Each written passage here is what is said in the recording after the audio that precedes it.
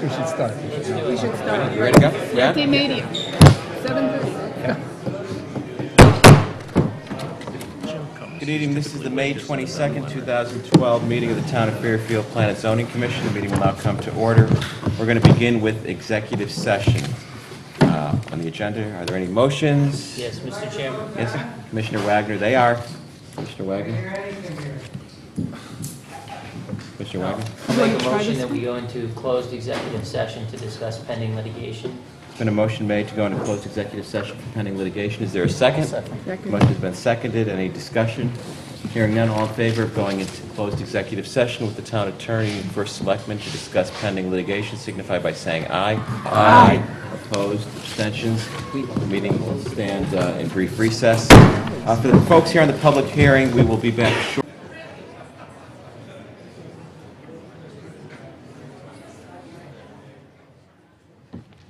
We started. We'll go back in session. We are back. Is there a motion? Motion to go back to session. Commissioner Jacobs has moved that we go come out of executive session. No vote having been taken. Is there a second? I'll second. Second. All in favor of exiting executive session, signify by saying aye. Aye. Opposed, abstentions, we are out of executive sessions. Note that no vote was taken. Next item is meeting minutes. We're doing the best. This is the sound system we have from the town. We can't do anything about it. I have to bear with you. Folks, this is the sound system. I'm doing the best we can with the system. This is all we have. If we go any louder, it starts feedbacking and you won't be able to hear it all because of the system in this room. So you have to bear with us. We're hopefully getting a new one in July. We've asked for it in the budget for some time now, and we're hoping we actually get it. It's a problem. Is there a motion? Next item, meeting minutes, May 8, 2012. Is there a motion? Motion to approve. Commissioner Jacobs has moved to approve. Is there a second? Second. Commissioner Jacobs seconded. Any additions, deletions, or corrections? Who's on for Commissioner Kennelly? Oh, he left? Oh, okay, so then that would, yeah, I believe that would be Mr. Alessi. Commissioner Alessi is on for Commissioner Kennelly on this right. Left him in. Are there any additions, deletions, or corrections to the minutes of the May 8th meeting? Hearing none, all in favor signify by saying aye. Aye. Opposed, abstentions, minutes are approved unanimously. Next item on old business, 106 Commerce Drive, special exception application. Chairman. Should I go past that, just go right to the hearing? No, we're going to do this. I have to give Jim the stuff. We don't Unless you're okay, No. you're good? We're okay. All right.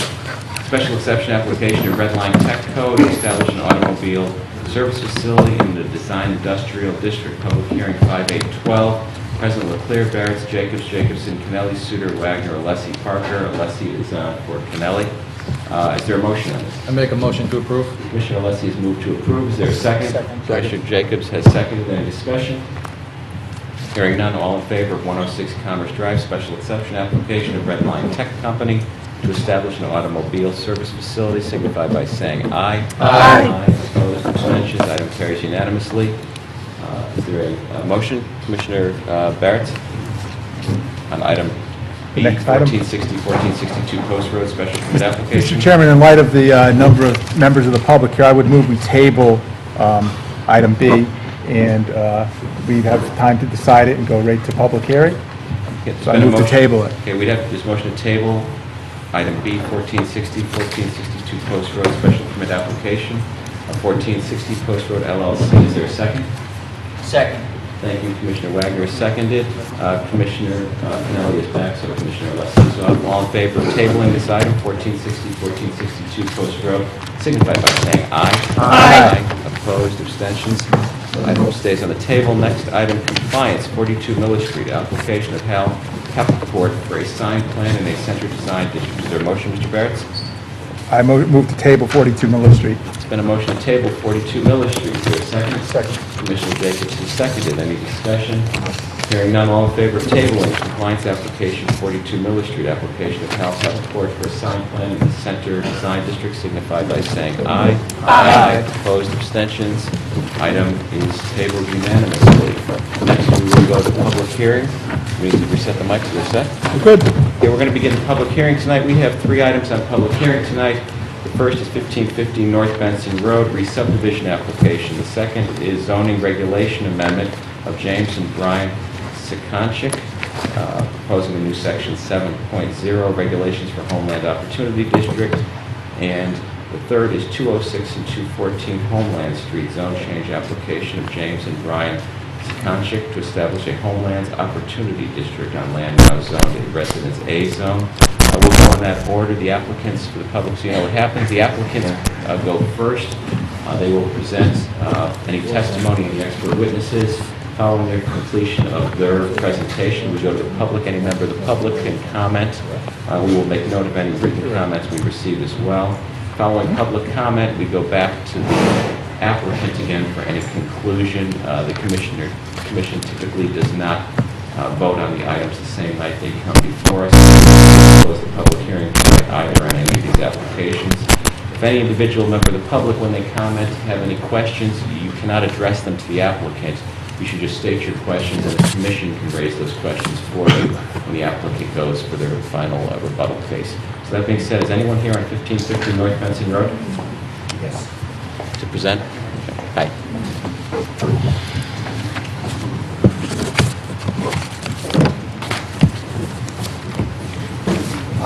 Mr. Chairman and members of the commission, my name is Peter Gelderman. I'm an attorney with an office at One Post Road in Fairfield. This is a relatively simple and straightforward application. I know you've got a busy agenda tonight, if not a long one, so I'll be relatively brief here.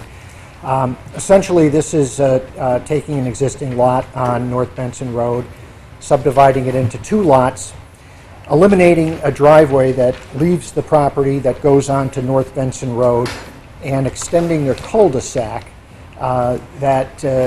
nutmeg, that will make the cul-de-sac a little bit larger, a little bit safer, and will provide access to both lots from that nutmeg, from the cul-de-sac at the end of nutmeg.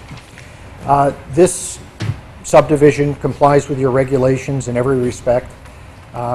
Didn't need any variances. As the commission knows, when you deal with subdivisions, you act in an administrative capacity. If we meet the regulations, then the commission is bound by law to approve the application. So I just wanted to, rather than this commission, I just want to hand out a case that just kind of sets forth some of the requirements for the commission to consider in a subdivision case. And this matter actually involves the Fairfield Planning and Zoning Commission. Most of the members here weren't on the commission when this case was decided, but it was decided in 2008, so it's relatively recent. And it's just something to read, rather than me tell you what all of the requirements of a commission is when reviewing a subdivision. The case sets it forth pretty well. Pansy Road? It is not. It is not Pansy Road.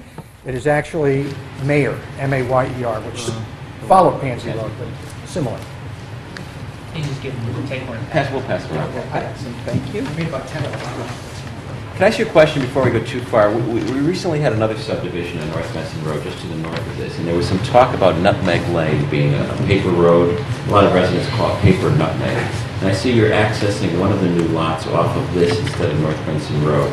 Both actually. Both are actually coming off of Nutmeg Lane. That is a town piece of property, correct? Yes. And in fact, am I clear that should this go in, this development, the second lot go in, the town is assuming no additional responsibilities for the maintenance or construction of the street as it doesn't exist right now? Correct. And that would be the town's option. It is town property, it is a paper road. So if the town at any point ever decided to make it a through street, to connect it to North Benson, it could, but the town is assuming no liability. And that's one of the reasons we're making the cul-de-sac a little bit larger, is to accommodate that turnaround for an extra, there's really only, one extra lot being serviced by it now. And should the town decide to extend Nutmeg onto North Benson Road all the way through, does that put your second lot, the one closest to North Benson, anyway, non-compliance? No. From setbacks from the street, even though it's a paper street right now? Correct. Correct, yeah, everything was designed to meet setbacks as that being a road, so it would be in compliance with that, yes. Thank you. We had a few comments from the town engineer, the engineering department. Those comments were answered, I believe, and a subsequent map was filed with the commission that responded to all those comments. And basically, unless the commission has any questions about this, I think we have a compliant two-lot subdivision. that were coming to the commission to get approved. Thank you. Commissioner Barrett? Yes, how many lots does Nutmeg Lane provide sole access to? You know, I don't have that number exactly, but it doesn't overburden it. We did check that with Jim Wendt to make sure that we were not exceeding the number of lots that could be on a dead end. We are not doing that. So it's less than 10? Yes. Very small. Okay, I just checking. Yeah, I don't know if it's 8 or 9 or 7, but it's less than 10. 7? Okay, I haven't driven down. An issue was raised in one of the reports talking about the sanitary sewer connection, about the size of a pipe, and perhaps we may not be able to accommodate that. Has that been resolved with? Yeah, it has been. Actually, there's going to be an 8-inch pipe connecting into the main. So it initially was, I think, a 5-inch pipe that's been enlarged to an 8-inch. Commissioner Sitter? I believe the town engineer raised some concerns about whether or not an 8-inch pipe could actually be installed there. Have you resolved the technical problem? I'm sorry, I couldn't hear I that. said, I think the town The engineer... question was, the town engineer raised an issue as to whether the 8-inch pipe could actually be installed in the structure in the street. Yeah, has that been resolved, the Yes, technical problem? yes. I had that discussion with our engineers today, Okay. and it has been resolved as well. Are there any further questions by any member of the commission? Thank you. Is there any member of the public that wishes to comment on this application for 1550 North Benson Road, re-subdivision application of Sarah Camerata for 2 lots in an A zone? Yes, ma'am. Come on, just identify your name and address for the record, please. Yeah, I'm Anne Marie Barton. We recently purchased 310 Knollwood, which would be our entire backyard abuts this property. We were on record as of April 28th as owning it. We got no notification at all about this. I spoke to my attorney, Kathleen Dunn, this morning, and she said that we have a right to ask to have this discussion tabled until we get a surveyor and a civil engineer to look out for our rights and how this will impact us. As I see an awful lot of engineering done for drainage, and our property is 4 feet lower than this. Our retaining wall is 3 or 4 feet high, which supports this property. And we're concerned about, and now we just heard about this a couple of days ago, concerned about water runoff from having 2 houses built on that piece of property, and then the runoff from the driveways and everything. What property do you own again? Where are you in relation to this property? We're at 310 Knollwood. We are all along, It's listed as the Yes. Pepe property. So you bought from Pepe? yes, We're just trying to equate it to our map, so. Barronfield, Pepe. Oh, 310 Knollwood, okay, that's the record, 310 that's the Knollwood. Joel We Barronfield really apartment. even haven't finished unpacking, so this was very startling to hear this from somebody in the neighborhood. And we never did get notification of this, yet we are on record at the town as of April 28th, having purchased this. They have to notify us of a certain notice. Yeah. So we never got notified. We didn't even know this was happening until a neighbor came over and said, "Oh, do you know there's a meeting concerning this?" When did you close on your house? We closed April 28th and April 30th. They signed on April 28th, we signed on April 30th, and I do You have sent to, a copy of the papers. the assessment, the tax assessor still, I He understand. did explain it, I have no yes. dispute about what she's saying, but when you look it up on our computer, it's still listing the previous owner, and that's who the notice was.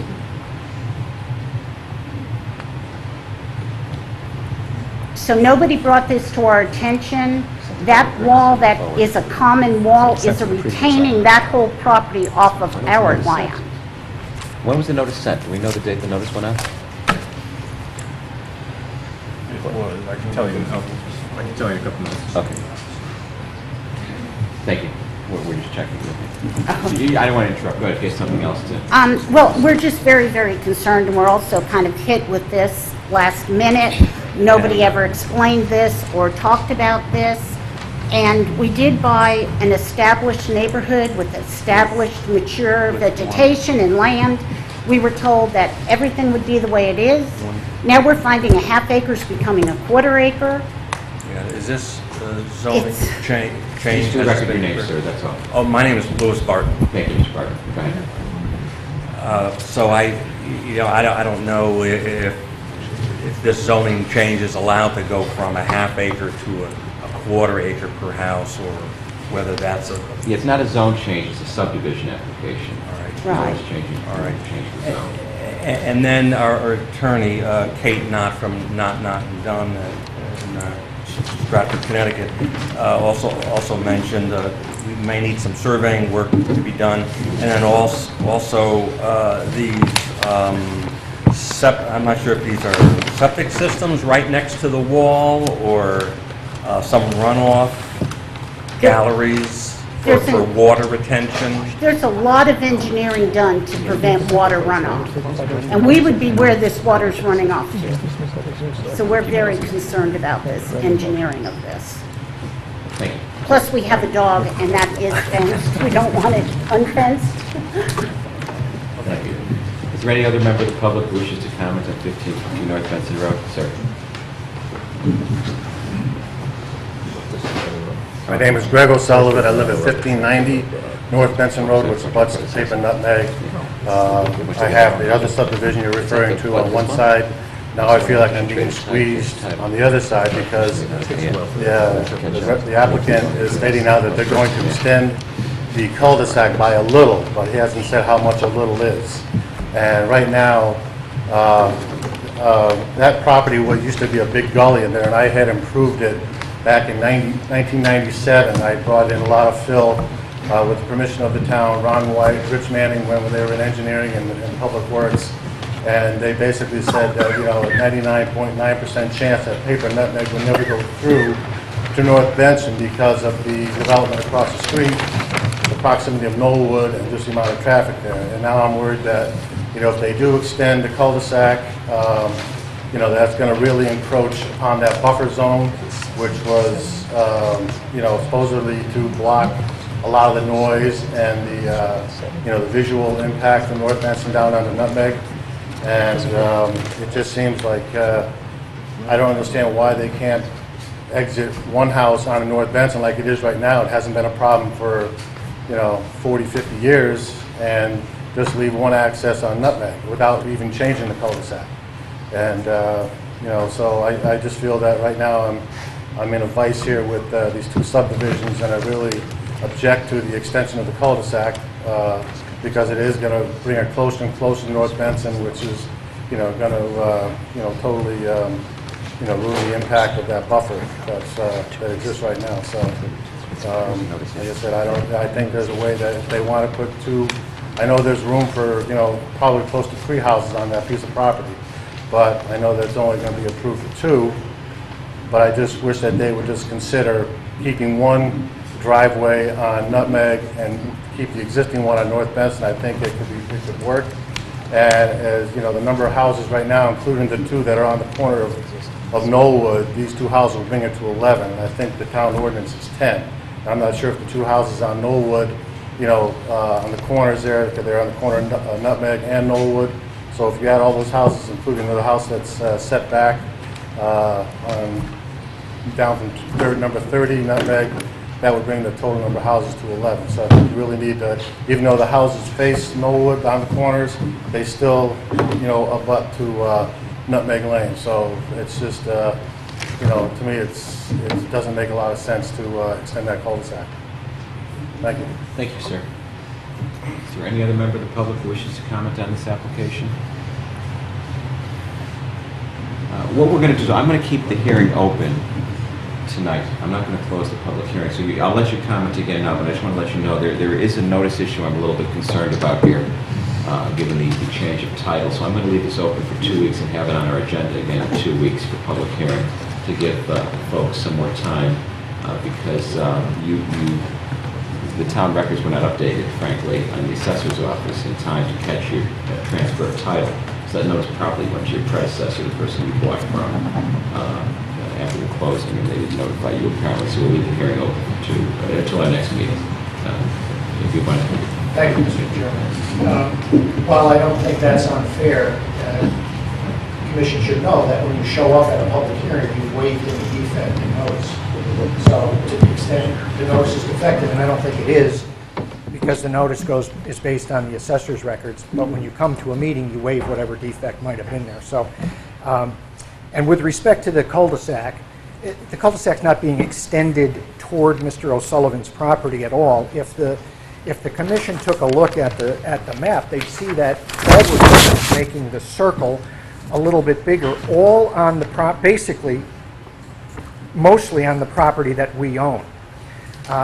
So it's not going to be extending toward Mr. O'Sullivan's property or very much into Nutmeg Lane at all. It's basically just making the cul-de-sac a little bit wider. I think it's interesting for someone to say they're being squeezed by a vice when they're one of the arms. But at any rate, if this is going to be continued for 2 weeks, then we'll come back and do whatever. But we won't have anything to add. Thank you. Any questions by Commissioner Barrett? Mr. Wendt is back. Before, I had a question, because they said I just want to make sure that the calculation of the number of houses on the cul-de-sac, they said that you worked that out with them. One of the member of the public just questioned a couple houses that are on Norwood, so including these two, how many houses would there be on the cul-de-sac based upon the way we define it? I don't know the answer to that sitting here, but We can look it up. the street is not the right-of-way continues all the way through to North Benson. So it's not, then the question then becomes whether it's a permanent cul-de-sac or not. It's laid out as a temporary turnaround. The right-of-way does exist all the way through to North Benson, so theoretically, the road could be continued. Okay. I understand, and we'll look But I at will it. compromise for you nonetheless. I don't have the answer to that question. The public hearing's being left open, so we can get that out.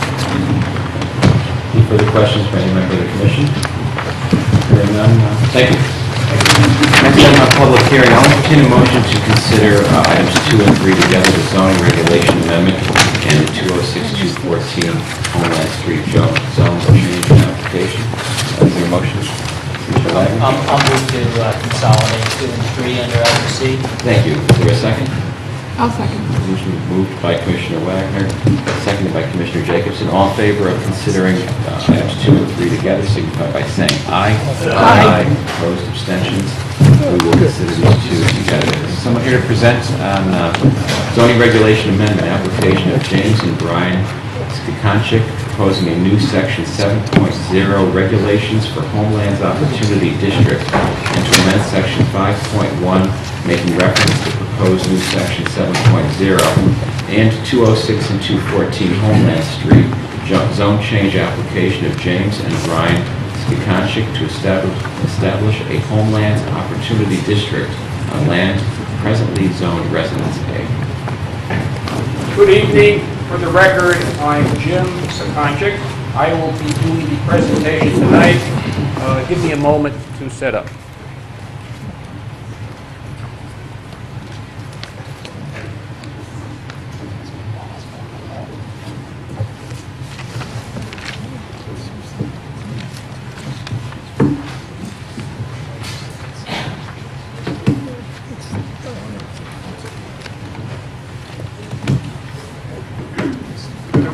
Boards are double-sided, so you can also see in the back.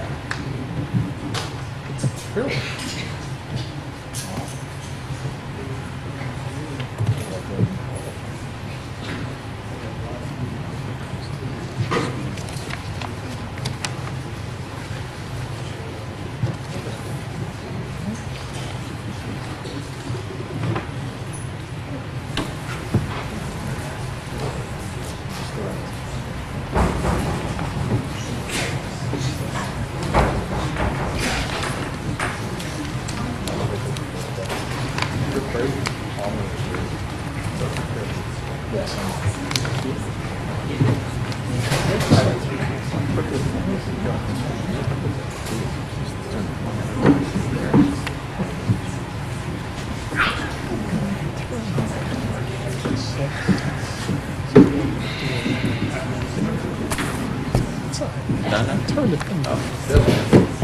This one might be working again if you want.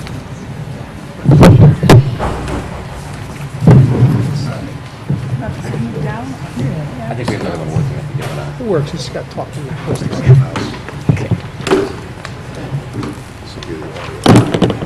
Good evening.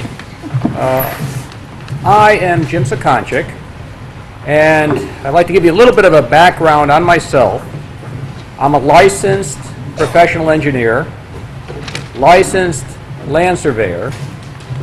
I've been involved for 40 years in design and development.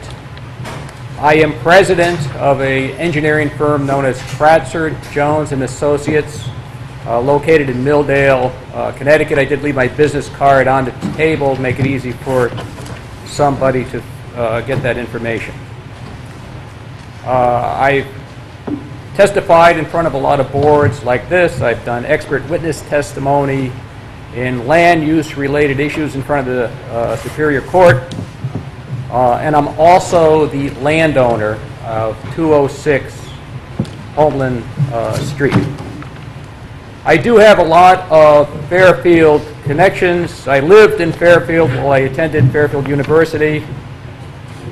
My daughter Judy taught at Ludlow. She taught English. She taught lacrosse. My son and co-applicant, Brian, who lives at 214 Homeland Street, is here tonight. If he looks like he got a lot on his mind, it's because he's getting married next month, going for a wedding license tomorrow. So that was kind of unique coincidence.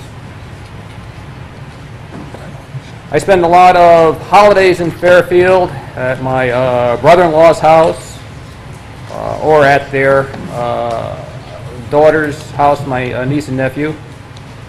My brother is married to a Fairfield girl, Monica Macno. Monica's brother, Glenn, is actually a principal in a Fairfield school. So I do have some kind of roots in Fairfield. Now, 206 Homeland Street is a separate parcel on the assessor's records with a separate history to it. It was always a separate lot from 214. And we bought the lot, applied for a building permit for a single-family home, and the planning office denied that application. I don't agree with them, but they are of the opinion that when the owner of 214 Homeland Street built a pool on 206 Homeland Street, he lost the right to build a single-family home on that lot. Apparently a fine point of the zoning regulations. Again, I don't agree with them, but I also appreciate how hard it is to fight City Hall. And I don't like to fight if I can help it. I did look at alternatives on how I might be able to use my lot, build something on it, and try to make whatever I do compatible with the neighborhood. My options were limited, but I did look into what those options might be.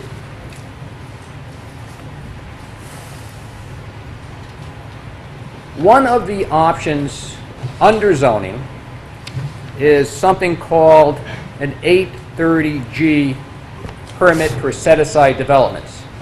Now, we have the Connecticut state statutes, and when I say 830G, it's actually identifying a specific state statute. Some people prefer to call that the affordable housing statute.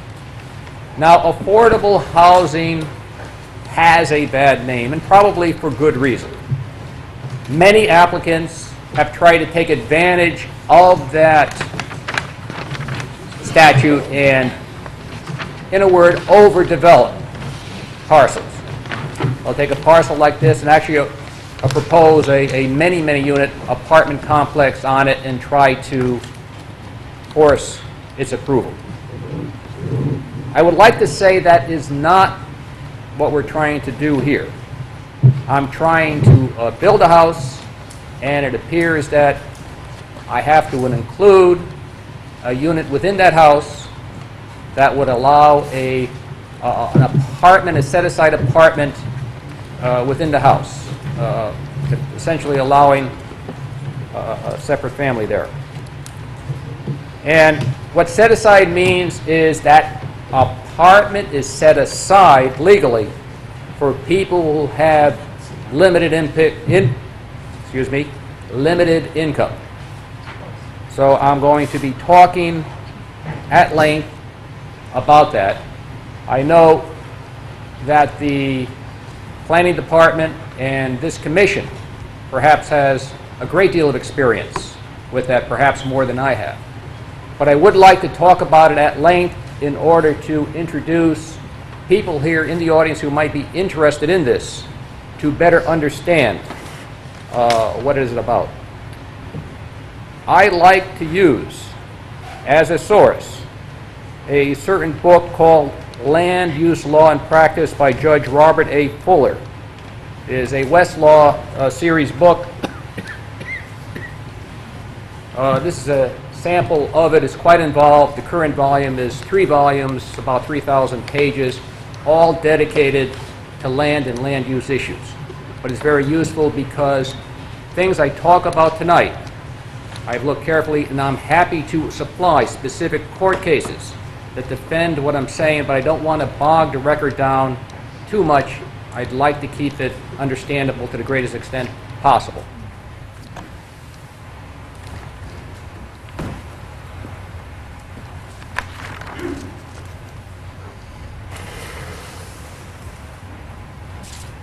Now, one of the things that Judge Fuller notes on Chapter 51, which deals with the set-aside chapter, which deals with the affordable chapter, on page 163, he makes a curious comment. He says, this chapter, affordable housing, is separate and distinct from municipal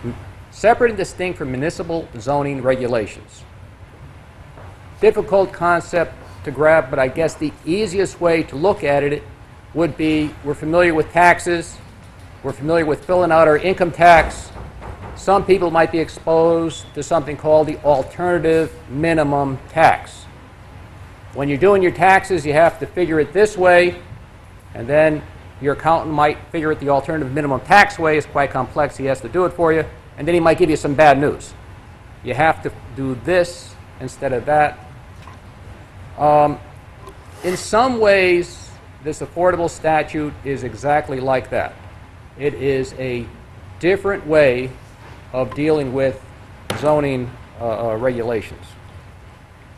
But again, I'd like to say that I'm trying to do the smallest development I can to make that development compatible with the neighborhood, to develop a structure on this where somebody walking on the street could not tell that it was a set-aside unit within that dwelling.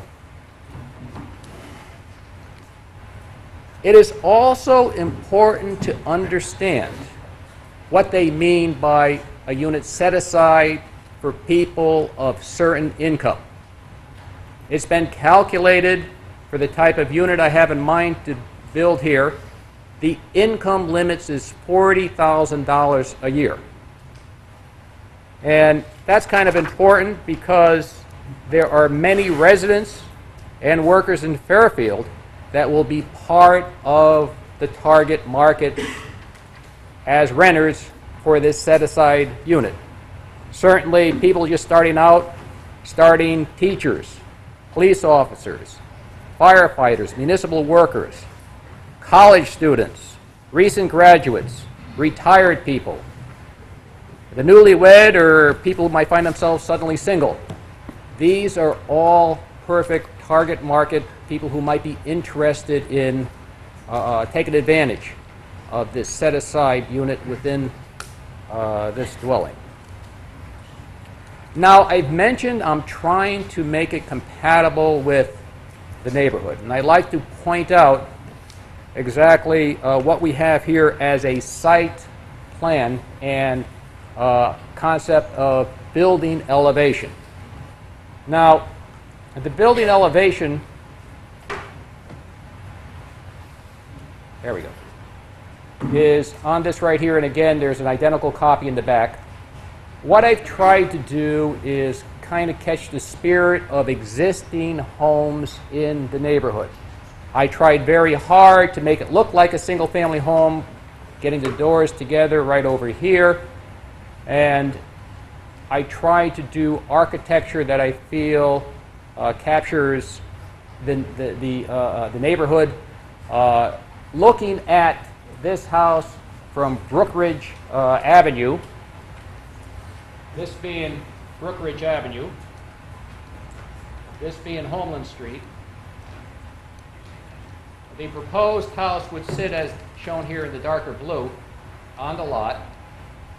There would be, in my opinion, plenty of green space around the structure. The front elevation of the house is similar to the spirit, I think, of the Gail Rutkin property, which is directly to the right of this house as you're looking at it from Brookridge. I say that because it's going to be 2 stories. It's going to have similar architecture, but a little bit different. You want a variety. Can you tell us something for the record, specifically? You know, you're asking for us to amend the zoning regulations in Fairfield, and I believe your application calls for a special new zoning section 7.0, and that's going to change the height, the coverage, the parking, the floor area, and various setbacks for this new zone, which is basically for this parcel of land. So could you address what you're proposing regarding height, coverage, parking, floor area, and setback, and any other changes you're proposing in your zone that are different than the zone that is applicable to this property right now? I would be happy to do that. The existing development is the Homeland, I believe it was called a Homeland subdivision. It was recorded around the turn of the 20th century. It is one of the earlier subdivisions in this neighborhood, and all the lots were 5,000 square feet. And most of it was developed before zoning was changed in that area. They changed the zoning from 5,000 square feet to 10,000 square feet. But most of my direct neighbors have properties built under some older regulations.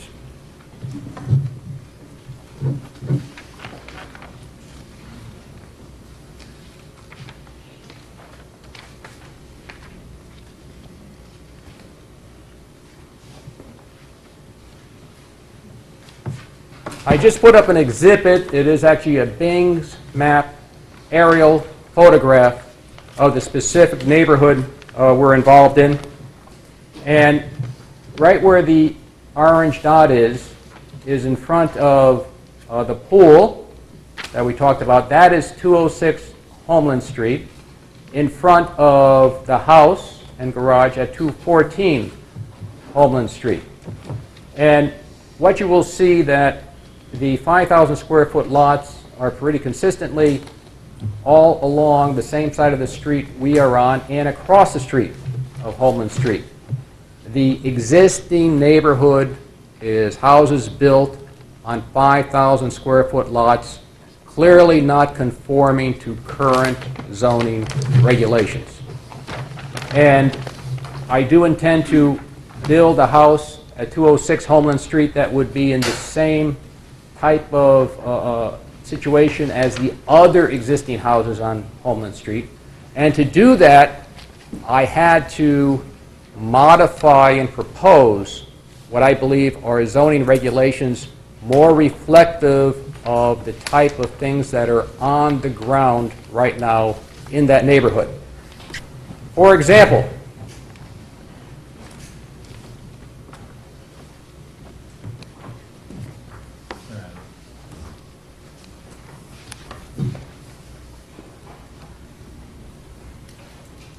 on the proposed site plan that I'm looking for this commission to approve,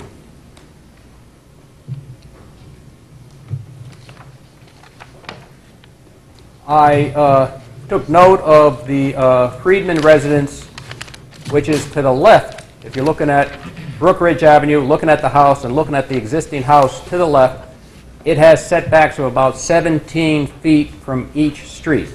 My proposed house has setbacks similar to the existing Friedman residence. The frontage of my house right over here, which is this type of colonial type design, is trying to emulate the neighbor on this side like we talked about already. I am holding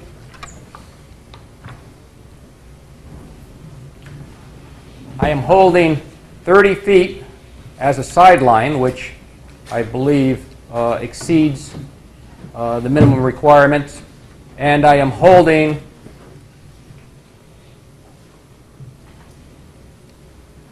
six feet from the property line to the building, 6 feet as a minimum green space area there. Now, my coverage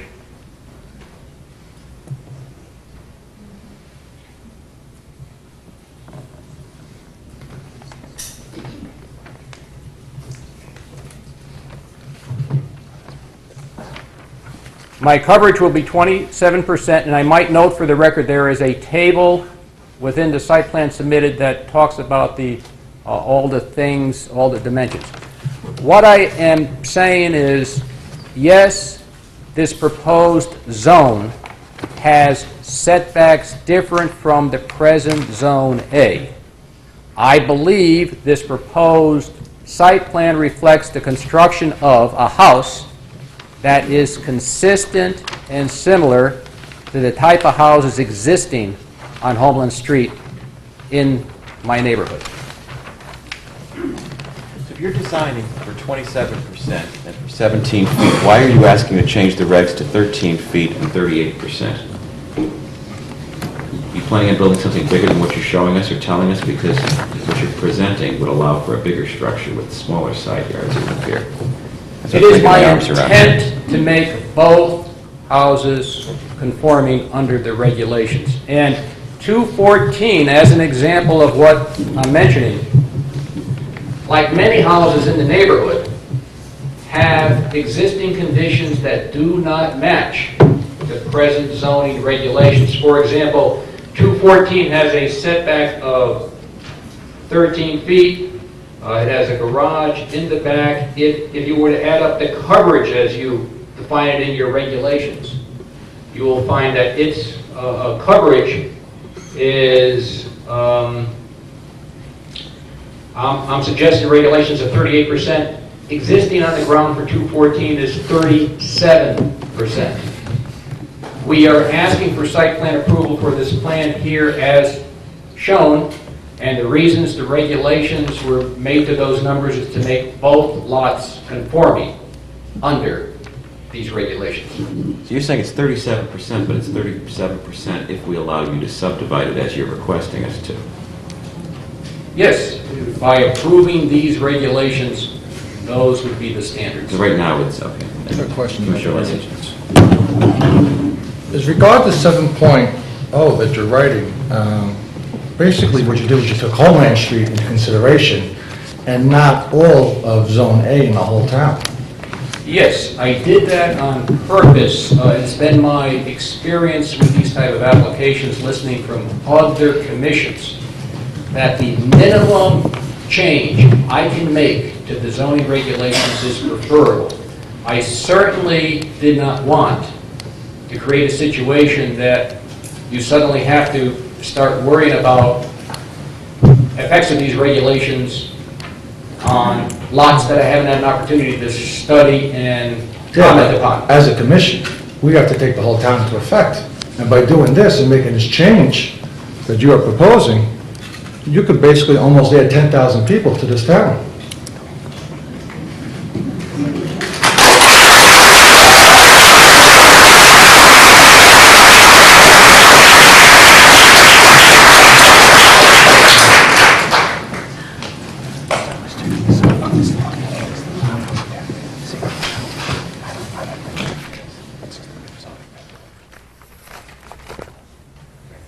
me a second, I wish to respond to that.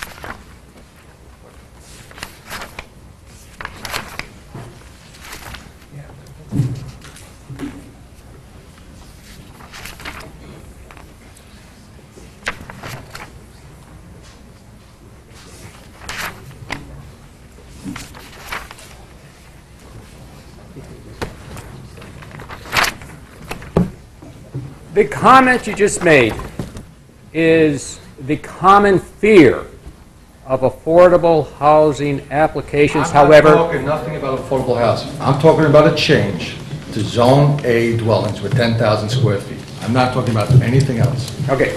Well, my application is one of affordable housing, and certainly the audience here has responded to a concern of what you're saying, where this type of application can materially change the nature of zoning. And what I'd like to point out is Judge Fuller has a pretty good analysis of what this regulation has really meant over time.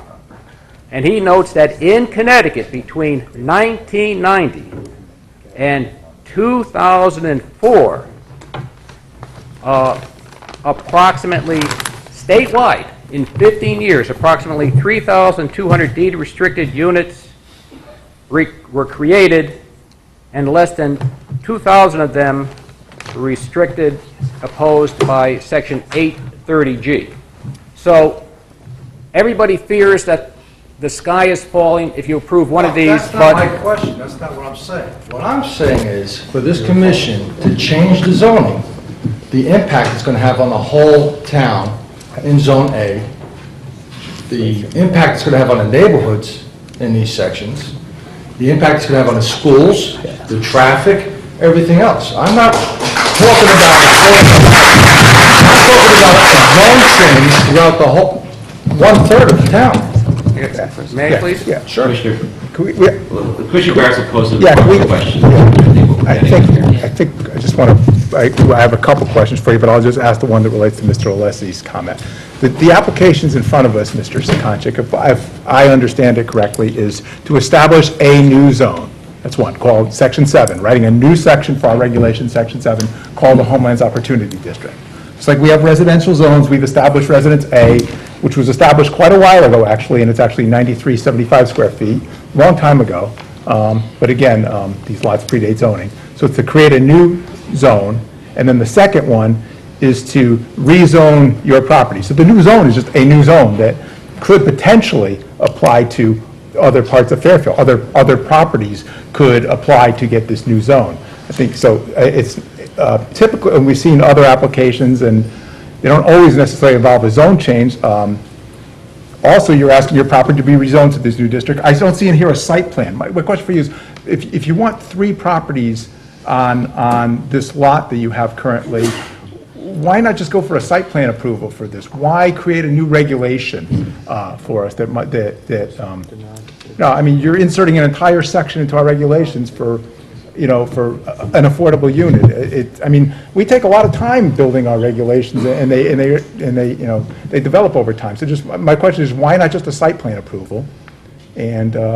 And then my other question for you, if I might, while I'm asking, is that you had mentioned that the history of the property, and I do see this on the map, you're absolutely correct. There's a lot of 0.11 acres is 5,000 square feet, and there are a bunch that are 0.7 also. I count about 10 lots of somewhere under 9375 on that street, if I'm reading the map correctly that you submitted. Mm-hmm. So my question is, why, when the staff told you that you did not comply because you only have 5,000 square feet, why not apply again, this is not our board, to the Zoning Board of Appeals for a variance, since, as you said, these lots were created at the turn of the century, predate zoning, and you potentially could argue before the zoning board of appeals to get a variance because there are plenty of 5,000 square foot lots on that street. So just why the whole new section? I guess that's what I'm trying to get to. And if I could just add to that. Commissioner Wagner. Thanks. So typically, under 830G, you could have the application on its own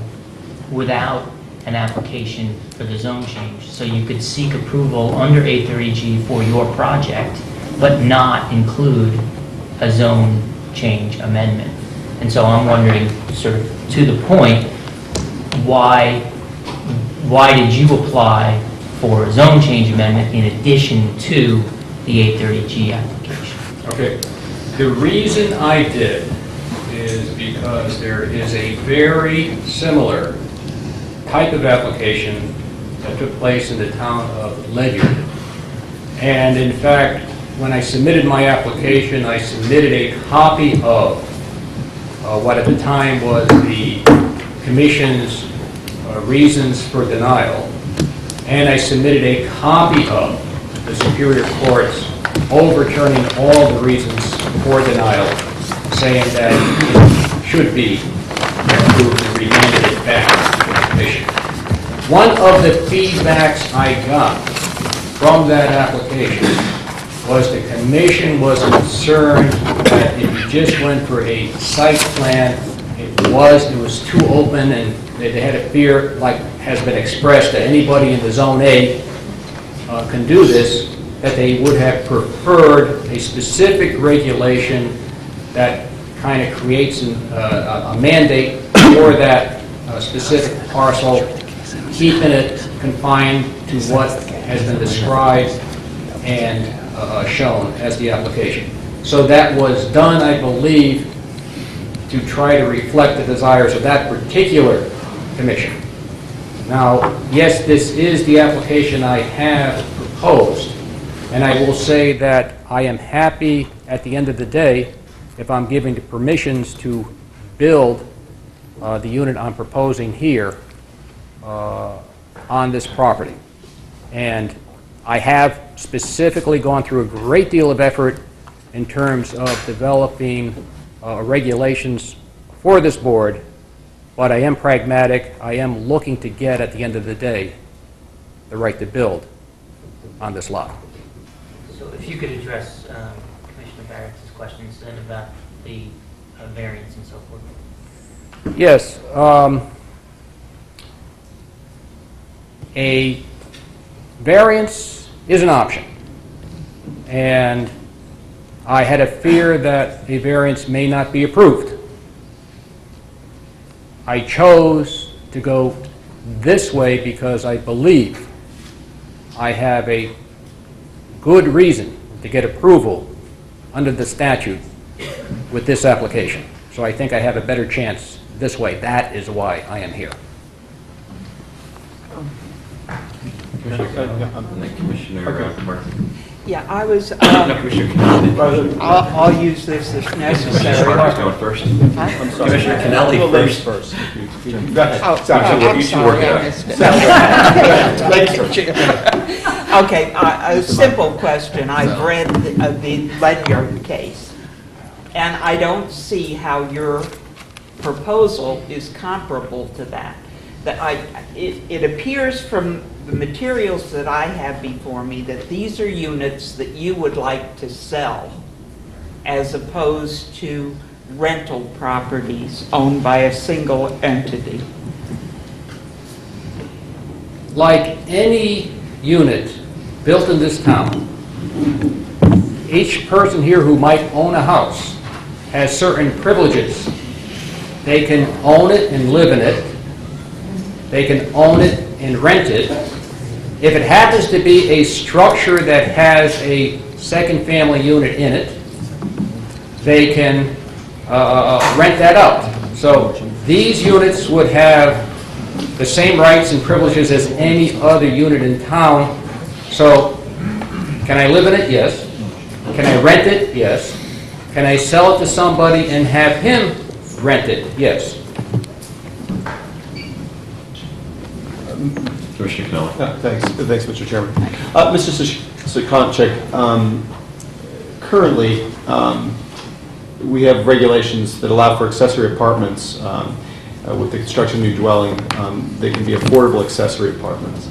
And I'm just curious, we were here a little bit about your process. If you had gone for a variance, you could have, under the current regulations it seems, and if you wanted to do an affordable unit, you could have done one with an accessory apartment under the current regulations. Why not take that route? Why not go ahead and consolidate properties under ZBA? And if you had the concern to provide the workforce housing you're describing, why not just, if you were to do this, why not use those regulations in place that allowed for an accessory apartment? Okay. Again, I had a fear of going in front of the Zoning Board of Appeals and being denied.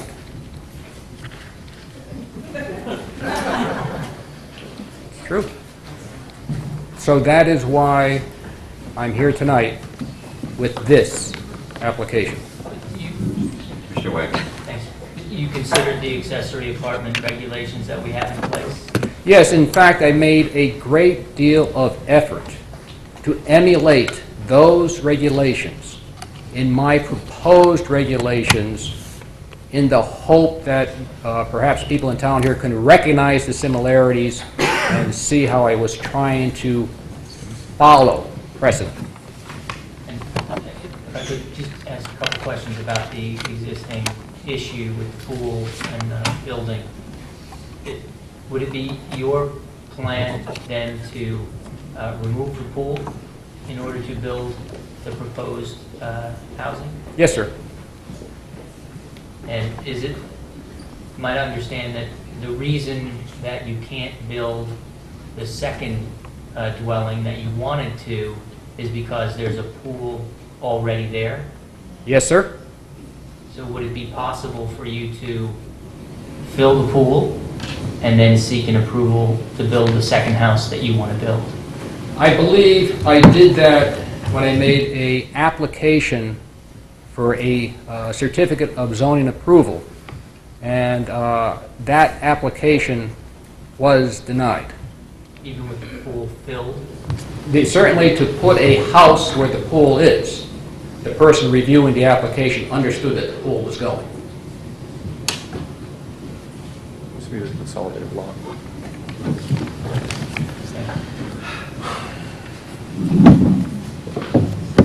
So, want the staff to come with them? Jimmy has it. The staff. Yeah, the staff. In your staff, you have some comments in the record too. Could you just comment on the single merged lot and why the staff denied the 5,000, the additional lot? Maybe for the record, answer Mr. Wagner's question from them. And Jim Webb for the record.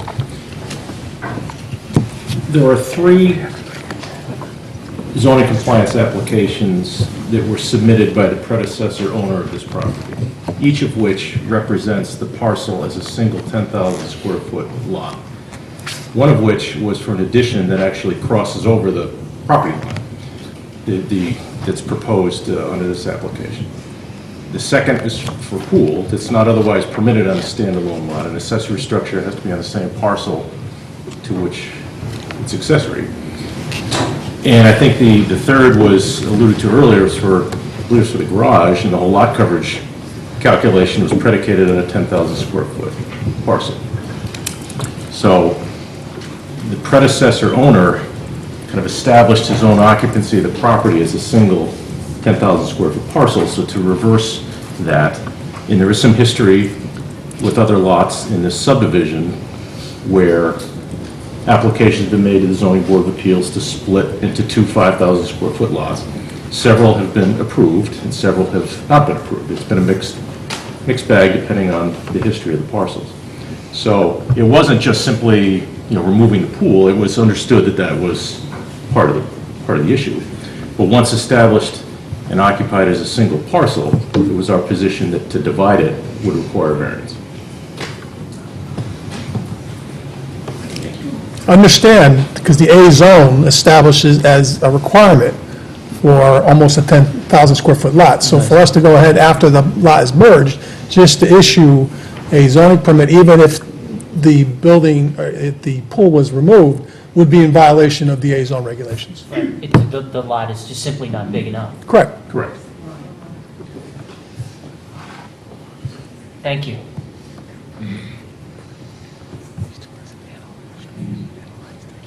So, just to be clear, the rationale for creating the affordable unit is simply because you believe that this is the way you would best be able to get the amount of structure on the land you have. That's what this is for. That's right. In my ideal world, I'd love to build a single-family house on that. And unfortunately, for me to use 830G, I have to include a set-aside unit with the house I want to build. So you would say you're using 830G as a method to essentially go around the current local zoning? You can say that, yes. Would you say?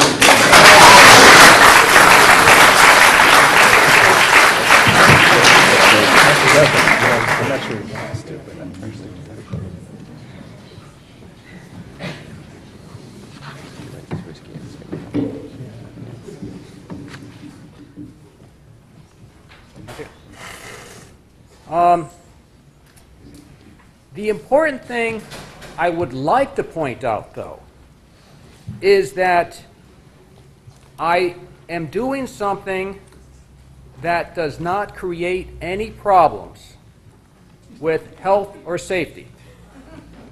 You know, there will be, when approved, and I believe it can be, a house over here. That house will be very similar to the existing houses, the highly marketable houses in that neighborhood, and there will be no health, safety, or other identifiable problems with this development as proposed. Mr. Jacobson? I did visit that property twice, and that cul-de-sac is very narrow. Where are the people, I realize there's a garage under for the first house has a shared driveway. The second house has garages under it. Where will the people park for the affordable apartment? I think there's no cul-de-sac in this area. Are you perhaps? No, it's a narrow street in Homeland Street. I know the area. Okay. Where will they park? As shown, I see the garage for the second house, but where will the people in the affordable unit park? okay, there is a little side area right over here to the side which gives a on-site parking space. Okay. What drawing is that on that we have? That is Is it on 21167 HB1 or? HOD-1. Yeah, it's one. This one. Yeah. There's not a great deal of room for parking in that area. Yeah, could you just explain what driveways are, how much parking there is on both lots? Because it's now, you're talking about two lots, for the three dwelling units. Okay. Parking provided, driveways provided. First of all, the existing dwelling unit at 214 Homeland Street has a two-car garage existing And a shared driveway. and a shared driveway. Okay. With some other neighbor. That is correct. It's quite common in this neighborhood. Yeah, I just want to start on the record, I just want people to understand, I just want our commissioner ourselves that may not be as familiar with the area, maybe as Commissioner Jacobson, just to understand what the driveways are, what the houses are, who uses what. Correct. Okay. Now, This is factual questions, there's no judgment or anything. yeah. Now, the proposed house at 206 will have a two-car garage.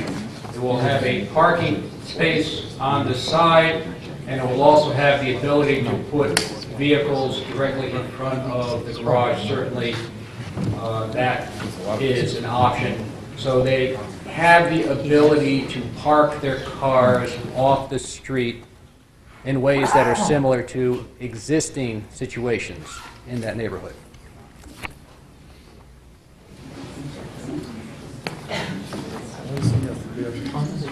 Sir, what's the screen porch easement you have noted coming off of 214? Yes. There is an existing screen porch off of 214 that is proposed to remain. There is no problem I can see that would require that to be removed. It certainly is not creating a safety or health issue associated with it. Wasn't that a clear setback violation? You have part of your dwelling on your neighbor's property? That's why we have setbacks, is to keep you from the border of the property. If you build part of your home on your neighbor's yard, that obviates the whole point of having a setback, doesn't it? That's why we have setbacks, to separate houses, to separate properties, to create green areas. You keep talking about a green area, but you have the structure from 214 sitting on the yard of 206. How does that create a green space? Okay, there is 6 feet of green space between the edge of the porch and the adjacent structure. Does that even comply with the proposed regulation you're giving us? I believe it complies with the proposed regulations as written. I thought your sidelines were 7 feet. You told us 13 feet or something. You said it was 7 feet sidelines, are they not? You have a 0-foot sideline. You have to look at both properties. If you have a sideline regulation, it's not just of the house next to you, it's your house as well. Every house has to be so many feet from the property lines. We can't build our houses in Fairfield up to the property line if your neighbor happens to be set back a little bit. That's not how zoning works. Under this zone, under this regulation as written, it was specifically written to allow this porch to remain by the use of an easement, which is not unusual. It may be rare, but it's not unusual. We often run into situations with encroachments. And encroachments can be cured by proper easements. So basically, you want to make a zoning change designed specifically for your property. Yes, sir. So under your regulation, you have no side or rear setbacks within this new district that you'd like us to adopt in the town of Fairfield. Is 5 feet between houses. 5 feet between houses.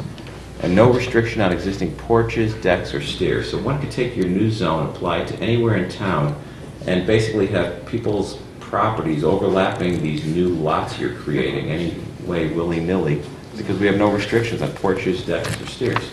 You put houses right on top of each other. Overhanging property lines. No, there's an important thing here, provided it is done where it does not create a health, safety, or other problem. Where does it say that in your regulations? That's not what the regulations say that you're proposing. Yeah, see, the distinction that we're observing, that it doesn't appear that you are, is that the regulation amendment and the zone change amendment is considered separately from the 830G application.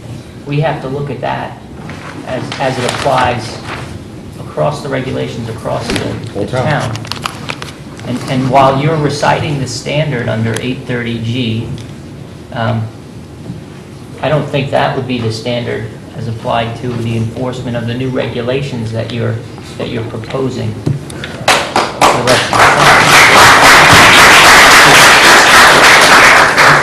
Commissioner, I have to disagree. Under 830G, that concept I am proposing, I believe, is allowed.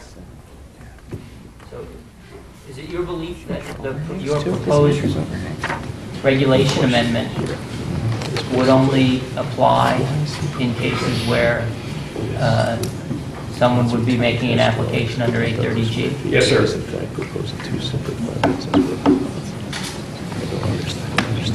Also, as Chairman LaClerc said, I could build my deck on my neighbor's property if it doesn't hurt them at all, according to the zone change as well. Let me clarify a few things there. I understand what you're saying, but I would also like to talk about my experience as a land surveyor. As a commissioner, though, we can't talk about experience. We've got to go by the regulations that you're proposing to us. And this is stated in the regulation that you're proposing. Correct? I believe, well, you asked for a comment, and I would like to comment on it in the best way I am capable of. As a land surveyor, I am often, rarely, but often running into situations where there are encroachments over property lines. It is not unheard of in a town like Fairfield to discover a structure or a building over a property line. That structure that may have been there for many years. And the people may not even realize that it's over the property line until a survey is done. Effectively, the easiest way to handle that is by agreement of an easement to recognize that the structure is over the property line. And that is what I'm looking to do here. It would seem, in my opinion, being the owner of the property, a waste to try to remove that structure.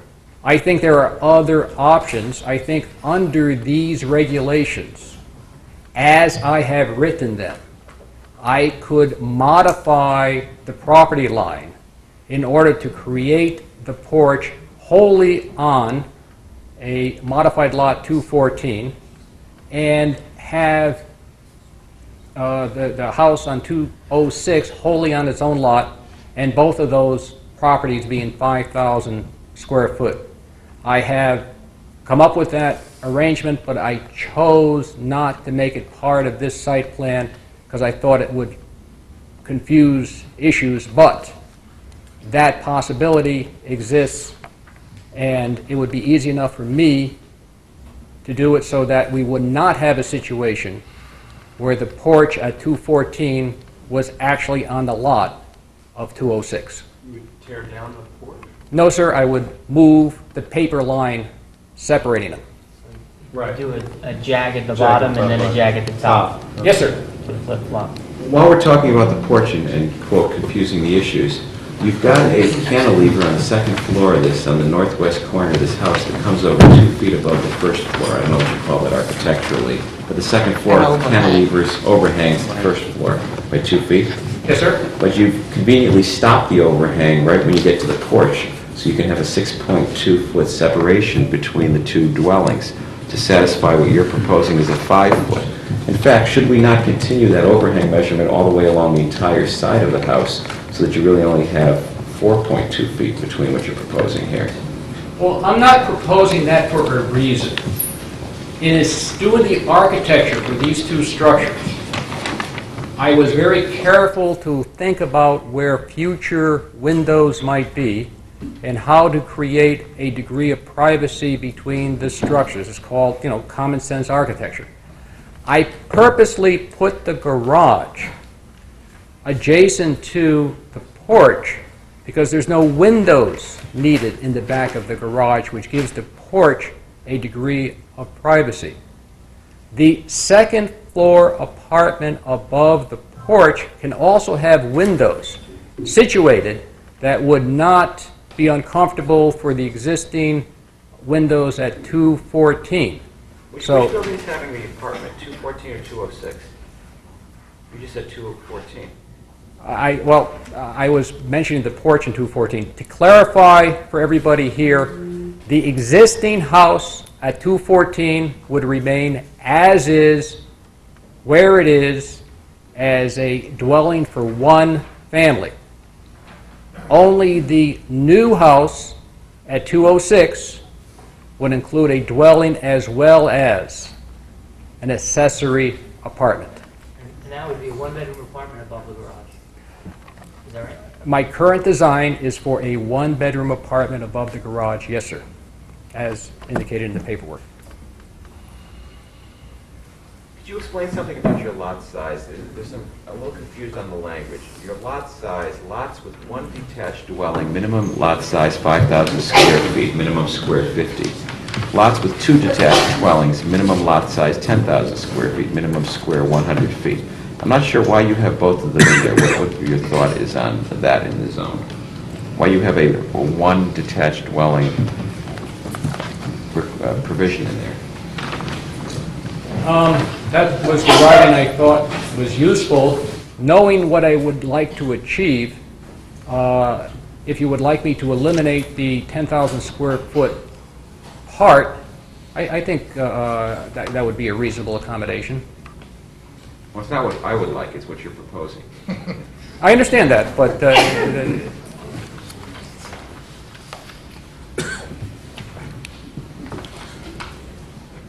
I think the question was, what's the basis for having that in there? the basis is an opinion made by your staff that that lot right now is one lot of 10,000 square feet. So when this would be approved, which I hope it will be, it would be one lot.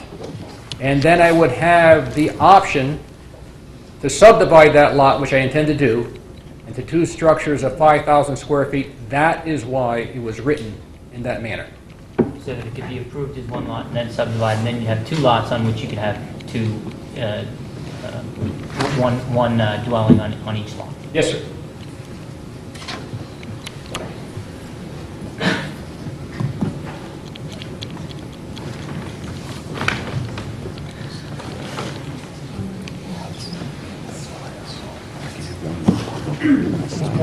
What's the purpose behind that?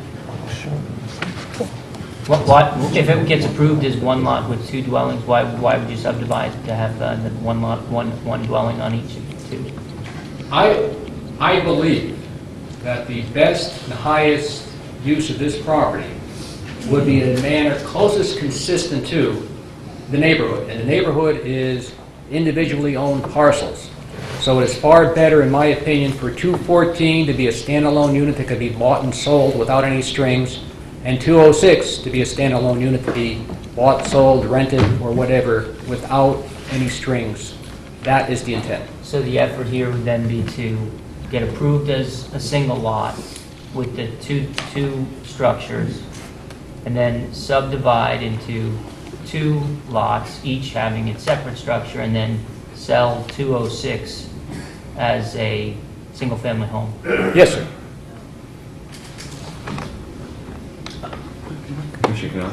I was curious about this, and again, I mean, Mr. Skonchik, I'll leave it up to you, but you have a history as an engineer. I'm just curious if you were in our position. In theory, your strategy is, you know, to use 830G to be able to take what it appears to be a lot that you acknowledge would be a gamble to take to ZBA for subdivision. It appears some of these lots have been, according to staff, some not, been subdivided. I wonder what your thought is just what this broadly would be in terms of impact on communities if this happened more often than just this one spot occurrence, but happened all over the town. Do you think is it a matter of policy? It's a good idea. You have an investment in Fairfield. You have family members who've taught here, lived here. You've studied here. Do you think that this approach of using a statute meant to encourage affordable housing to you acknowledge go around the existing zoning is a healthy thing for a community like this? Well, let me say yes, but let me explain why. Each application has to be analyzed on the merits. And here I think I have a unique situation where a house can be built on 206 Highland Avenue, a house that, when the subdivision was approved, they intended a house to go there, a house that could be built there if that pool was never constructed on it. That house can be built there, it would be compatible with the neighborhood, it would blend in with the neighborhood, it would create no safety problems, it would create no health problems, it would create no unusual issues that would cause real problems to the community. So here we have a unique situation where it works. It will not work everywhere in town because not everywhere in town have those abilities to do it without causing problems. You deserve a fair hearing in town to, before all of us, to treat you fairly as someone who's come before us as an applicant. But when you mentioned that this one works, without the affordable accessory unit, staff has said, not only because of the pool, but also this addition that was put on the current existing structure, that they were uncomfortable doing this as a matter of administrative okay. And you yourself, as an experienced engineer, must have viewed going to ZBA, going for the variance, is enough of an impediment, enough of a concern to not do that. So I wonder how you come to the conclusion that this particular case is a good fit. If staff didn't feel it was a good fit, and you yourself as an experienced engineer were unwilling to go before ZBA to explain this and do it in this way, why is it a good fit? Do you see what I'm saying? Yeah, it seems to be two different things. It is two different things, and that's exactly the point. I am talking about the fit. I am talking about how a house can be here without creating a safety problem, how a house can be here without creating a health problem. Those are the arguments I'm making in front of the board. That's what I'm showing you. However, staff is reading the zoning book, and they get to a line that says, this is a regulation, you do not meet that regulation, stop here. They do not have to go further under their zoning code and look at those other issues I just described. It's not part of the review under customary zoning. And I absolutely agree, and I understand what you're saying. They're limited in their outlook to what is in front of them in the regs. But the Zoning Board of Appeals does have the power, if it believes that you face a hardship, and that you do have a property that's appropriate to be subdivided or to be, you have two structures that would be residential homes. But yet you, with your experience as an engineer who's dealt with this, didn't feel that you would, you seem to believe, you said, that you, according to your previous testimony, that you didn't believe that ZBA was likely to grant you the variance, that there was a hardship here. In other words, that they would agree with your position that this is a good fit here. Is that correct? I am encouraged in many ways by the mentioning of the Zoning Board of Appeals. And I will state for the record, I would be far happier to have a single-family home here. And if this is approved, I am certainly going to make an application to Zoning Board of Appeals to see if I can get my variance.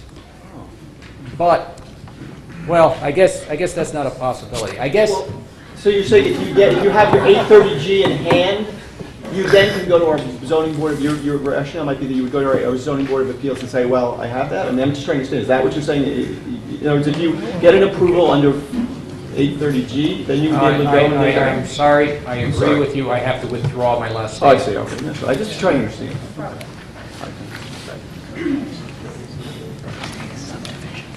Look, guys, Mr. Christopher Wagner just raised something really quickly. Why not go to ZBA first?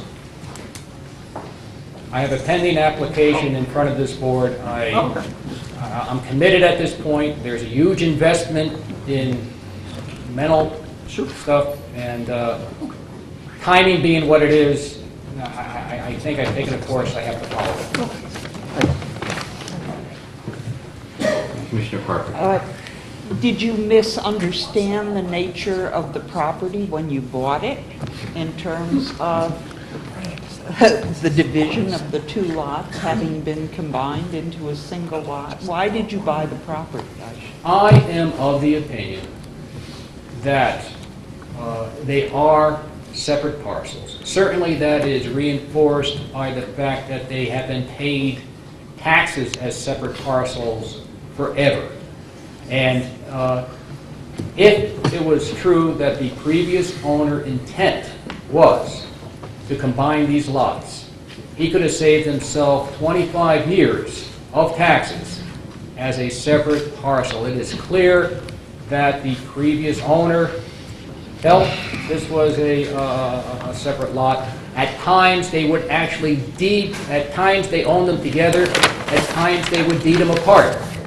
So, you know, they would, the land records show them as being separate. I relied on that, and I purchased 206 in reliance on that history, and I believe it is entitled to a building permit. Do you understand that 830G is very carefully worked out legislation to benefit the society as a whole, the community as a whole? It was not designed as a tool for people to enhance their own property for the purposes of selling?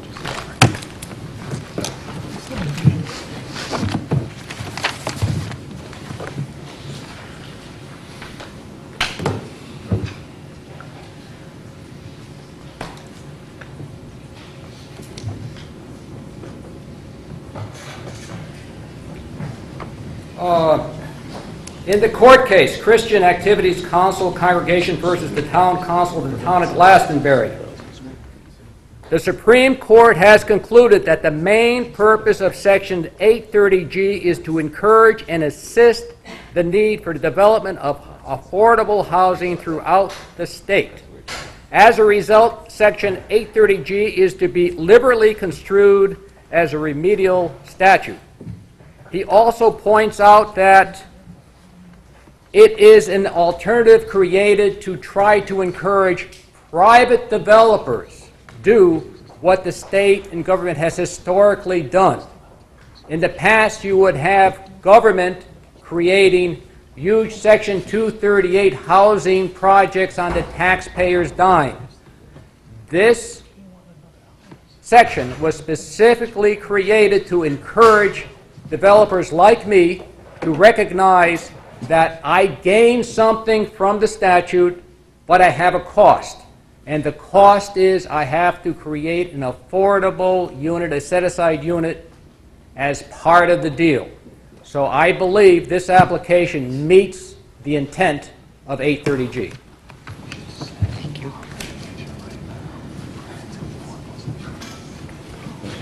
Mr. Jacobs. Just going back to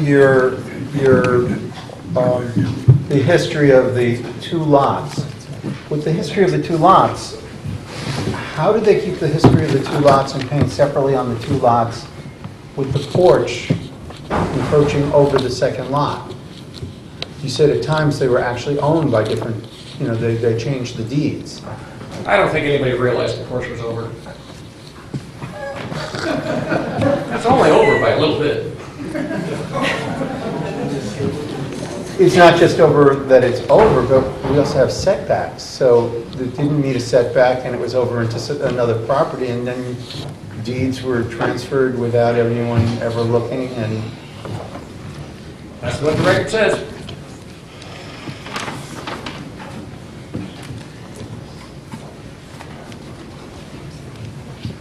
How were these properties acquired?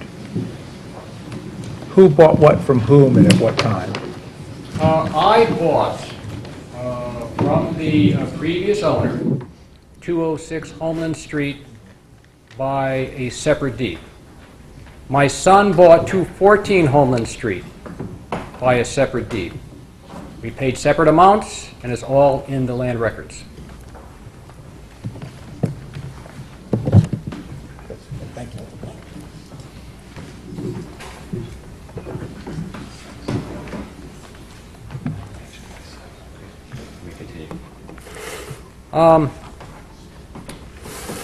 I believe that I've taken a great deal of time and effort to kind of show what I'm trying to do here, how I'm doing something that can be done, and it will not create any substantial public problems in health, safety, or other major issues. I think it's a good application.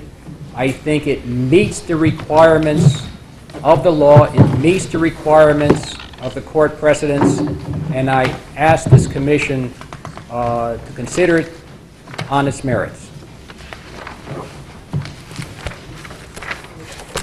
I would also like to point out, just to get it in the record, please,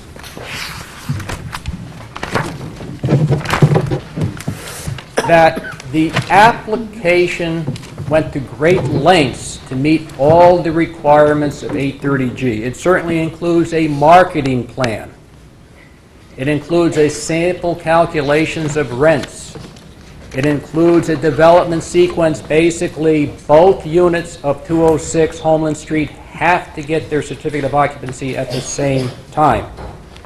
It designates an agent responsible for the administration of the set-aside unit, specifically the person who owns the market rate unit of 206 Homeland Street. It includes the restrictive covenants to go on the land records of 206 Homeland Street in order to properly enforce the promises made here today with the set-aside unit. We're putting it in writing.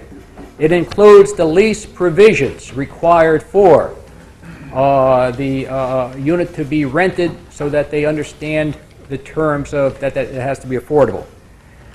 It included the proposed zoning regulations, and it included a site plan as submitted here. So we went through a great deal of efforts to dot every I required under 830G. Thank you.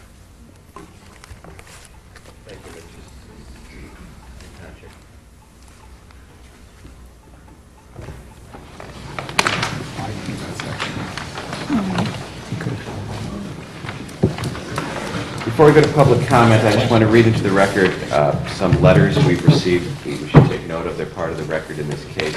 I'll read the names, and the commission has read them. I'll read the names and the addresses of the people. Frank Saplinski, 1189 Merritt Street. Art Rotelli, Bonnie Rotelli, 1280 Merritt Street. Meredith 7, 254 Homeland Street. George Rockmore and Donna Susi, 270 Homeland Street. Sharon Stretzler and Stuart Strelzer, I should say 56 Lamplighter. Dawn Llewellyn. Ray Wilhelm, 168 Shoreham Village Drive. David Downey, Warner Hill Road. Bruce Gordon. Vincent and Elizabeth Mayolo, 141 Homeland.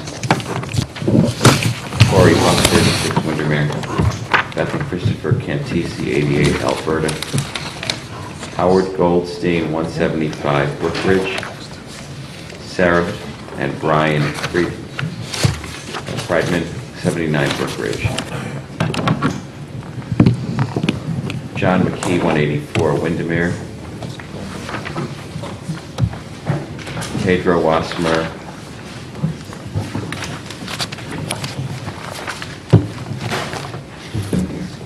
Bill Harkey, 56 Marne. Joanna O'Rourke, 122 Windermere. John Levinson, 883 Harbor Road. Peter Osborne, 501 Kings Highway East. Steve and Jennifer Justo, 1320 Merritt Street. Ellen and Peter Donnelly, 79 Lookout Drive South. Sally Marcus and Philip Marcus. Thomas Everts, 129 Rockland Road. Mary Minor, 90 Fairmont Terrace. John Cinti. Michael Knorr, 83 Alberta. Richard L. Marish, 161 Homeland. Liz Mosher, 95 Rosemere. Christy Tober Kraus, 10 Old Farm Road. Hey, Brian? Yes. I just have to change the tape. Thank you. Just 1 second.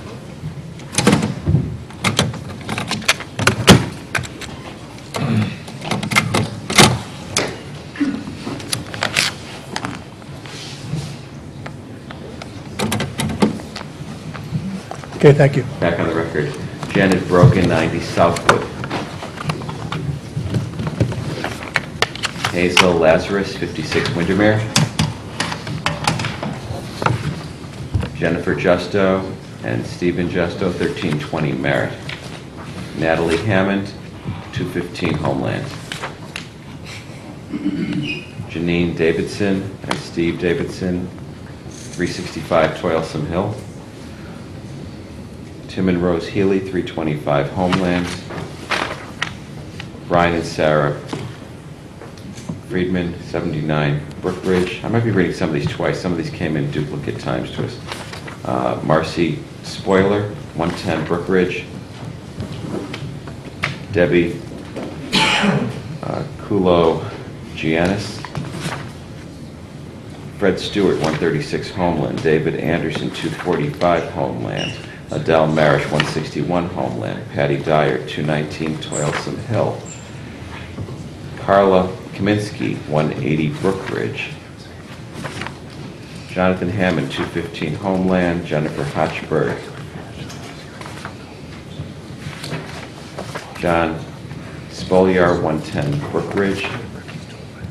Kevin Hopkins. Harriet Hirsch. Carla Sinti, 304 Homeland. Eric Newman, 88 Eastfield. Rainey Knorr, 83 Alberta. Samantha Anderson, 264 Homeland. Nick Novia and Jennifer Novia, 111 Farmington.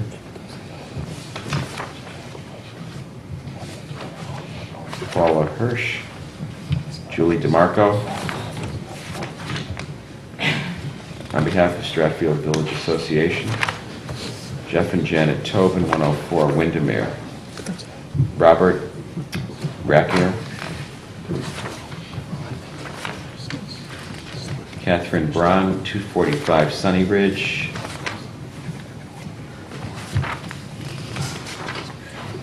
Mark Patton.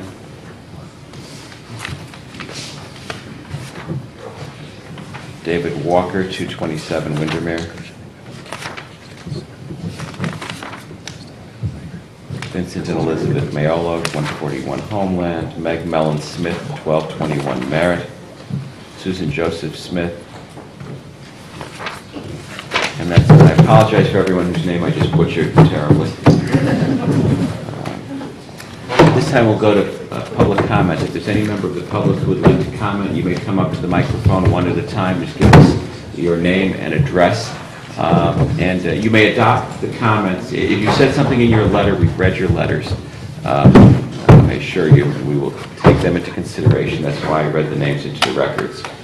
The record for tonight. If you'd like to adopt the comments of anyone else, that's fine as well. We will note that as well. I open the microphone to any member of the public who would like to comment. Some extra copies of the letter for your records. I do have one about the easement of the driveway. I only have one copy. Ma'am, you just have to go to the microphone. We're recording. And if you're going to give things for the record, you have to, you can't leave them there. Yes. They won't get in the record. What you can do for the record when you're done, if you just give them to staff, they will put them in the record for you. Thank you. Just give us your name and address. My name's Deborah Blanchard, and I live at 224 Homeland Street, which shares the driveway with 214, with an easement that states we equally own the driveway. This easement was put into place in 1951. I'm sorry, I'm going to reiterate a lot of what you already spoke of.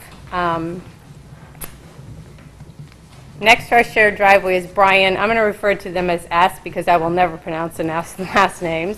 Brian S.'s house is number 214 Homeland Street, which is next to the property in question, 206 Homeland Street, the piece of property in question for this hearing. It is my understanding that Mr. James S. is now the owner of that parcel, as he bought it from his son, Brian. He's saying they bought them separately. I understood he bought it from his son. One of my other concerns is the fact that it's been stated the owner, Brian, is the owner and occupant of number 214. He is currently not living in the property at all. I have lived here in Fairfield my entire life. Many of you here know me, many of you don't. And I've lived at 224 Homeland Street for the past 22 years.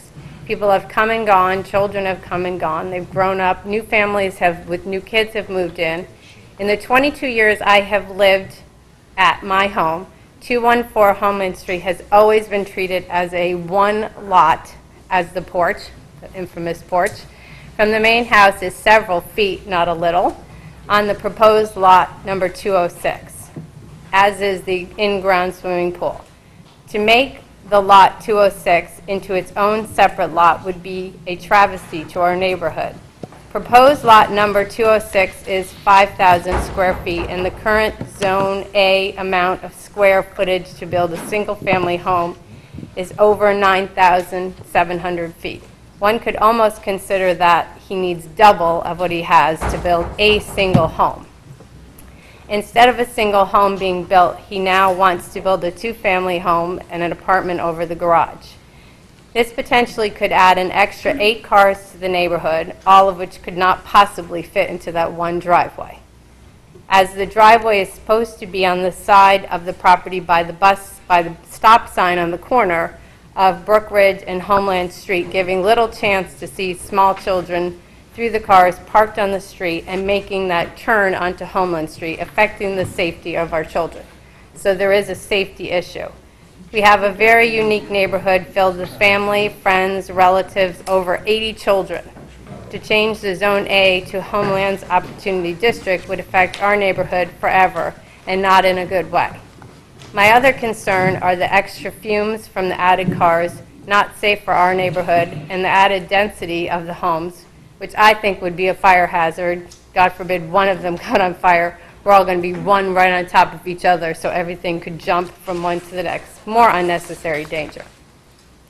If this board allows this change to go through, which you guys talked about, it could happen to any part of Fairfield. It could change Greenfield Hill, the Ridge, the Beach, Southport, any entire neighborhood of Fairfield. In conclusion, I would really like this board to take into consideration what this one change can do, not only to our neighborhood, but the entire town of Fairfield and all of their neighborhoods too. And though Mr. Kennelly said about the Section 8, I actually think he's doing this just to backdoor us into trying to change his property. And that's all I have to say. So I do have 3 copies.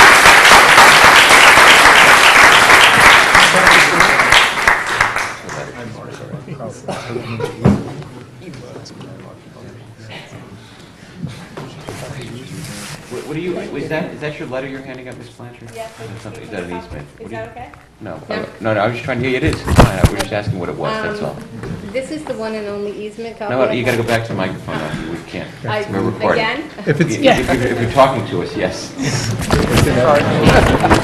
I know, but you just told me when I was done to go over there and hand the papers. You said it was your letter, but then I heard it's your easement. Well, I do have the letter, and I do have one copy of the easement. If you're interested in having a copy of it, I will go down If and you'd like get to it. submit it, you could submit it. Okay, I will submit it. Thank you.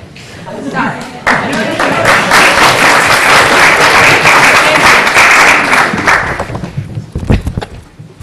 Good evening, members of the commission. My name is Lucas Thomas. I live at 1230 Merritt Street.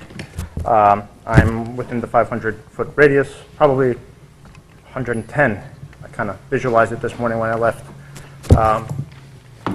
I'm going to kind of go over a little bit more legal stuff than most. I'm a real estate attorney. I practice, my office is down in Stamford, and I do some in Stamford and Norwalk. And also, for the record, I am one of the properties in the last 10 years that went through to zoning and got a subdivision and built a single-family home. So I understand what it is to go through some of this stuff. And I understand some of the concept that needs to be used and also needs to be brought to your attention. Let me just start with the application itself. Mr. Sakonchek has stated that he's filed an application under an 8-30G state statute for affordable housing. It is my contention after review of this application that it is a defective application, and this board should not view it as such and just simply view it as a zone change application. By doing so, it shifts the burden away from you back to the normal burden that the board has.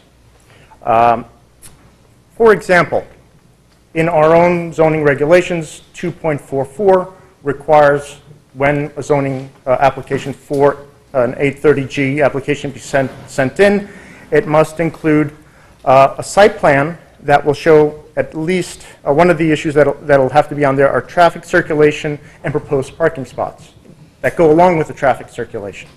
I believe this is the site map that was submitted, it doesn't show any traffic circulation. It barely describes a driveway, and nothing about parking spots or anything of that nature. That in itself, I think, would make it defective. However... Mr. Thomas, I don't mean to interrupt. Yes. But I am. Yeah, it's okay.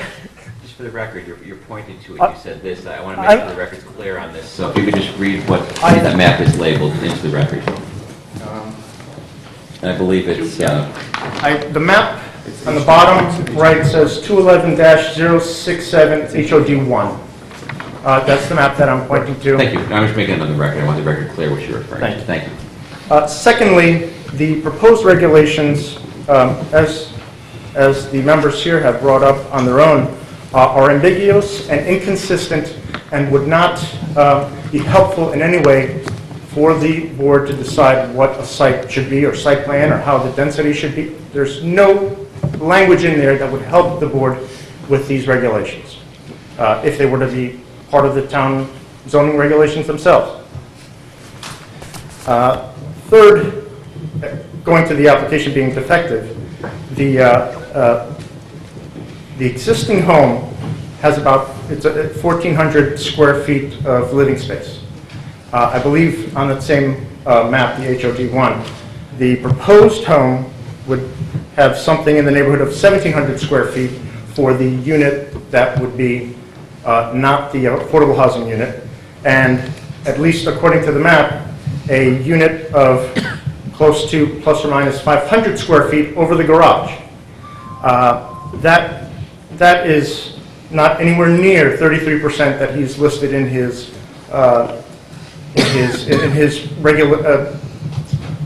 application for this particular type of activity.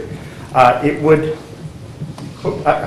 the way I've kind of figured it out briefly, it would have to be 1,052 square feet for it to be anywhere near 33%. At this rate, it would be below the 25% required under the statute, to be at least 25% of it to be a deeded or a restricted unit. And whether or not that's standard, I'm not sure, but just by playing those numbers, I think that is much less than what's really required for the unit itself to only have less than 25% of the space when you combine both units, because that's really what he's trying to do to get the required space to be able to build the second lot. Now, in the event that the board does find that it is not defective, then I'll go into the next criteria, and that is spot zoning. It was clear tonight, just from Mr. Zakonchik's, just his own testimony, that is exactly what he's trying to do. He is specifically identifying a very small parcel of land. He's identified a small parcel of land and trying to make it even a little bit bigger with a house that's already there that he's not going to do anything with. So it's just one tiny little parcel. And with that, he's trying to do something that is out of harmony with the comprehensive plan. Now, beyond that, going along with the driving, the traffic circulation, traffic and traffic safety is a substantial public interest that the town must look after and this board must look after. There is a reasonable basis to infer the presence of harm or the possibility of harm can occur if this were to go in. Specifically, the traffic and car traffic patterns. On the corner of my street, around on the corner of Brook Ridge and Merritt, less than 2 years ago, a child was hit by a car on that corner. In our neighborhood, and other neighbors will be discussing this a little bit more in detail. We are, because of the makeup of the neighborhood, some of these lots are pre-existing non-conforming lots, so they're smaller. We don't have a lot of lot space, so you'll see a lot of kids just play in the street. It's part of the makeup of that particular neighborhood. But there'll be others that will discuss that further. And I think that by not showing that in this map, and also by, if this were to go through, there would not be any spots or any places for the cars to safely be, and then also the traffic going in and out of this would be a substantial threat and harm. Now, I'd like to go through if I could, a little bit of history of the title of these lots. I have some documents I'll leave here, which are the pseudo chain of title. I've gone back to the prior owner prior to this owner and 2 owners prior to that. So the initial deed that I'll start with is from a Mrs. Carlson to a Calvin Larson and a Jean Larson, and that deed is dated April 23rd, 1964. That particular deed shows one legal description naming the 2 lot numbers. So it's one legal description, 2 lot numbers. And the map that Mr. Sakonchik was alluding to is a 1916 map that was filed with the town clerk called the Stratfield Homes subdevelopment area, and each one had these numbers that go along with it. Now, first, just by this legal description being one description and not, and like this is where I'd like to say where my property was. It was never held parcel A or parcel B. A lot of real estate attorneys will tell you that that can make a big difference. Parcel A or parcel 1, parcel 2. It could be one deed, but the description has to be 2 separate and distinct descriptions. This description shows it to be the square, 100, 100, 100, and 100. And that's how it went from Mrs. Carlson to the Larsons in 1964. The Larsons then held it continuously until, I want to say 1997, and I say they held it continuously until 1997 only because it was still theirs, but through the Jean B. Larson Revocable Trust. So it went into a trust, which is a legitimate tool that real estate attorneys use and state attorneys use for property protection and asset protection. That description, again, when transferred, was the one single description. Lot 1, Lot 2, 137 and 138, but still with one legal description, 100, 100, 100, and 100. It wasn't until Mr. Sakonchik and his son bought it that the deeds were split and used the descriptions that could have been found. I didn't go back further than 1964, but I'm sure if I had gone back to 1918 or 1916, there were at some point 2 lots. It's in the map. That's fine. However, with these particular deeds that I'll submit to the board, I'd like to go into the concept of merger, and that's what Mr. Wendt has discussed and brought to your attention as well.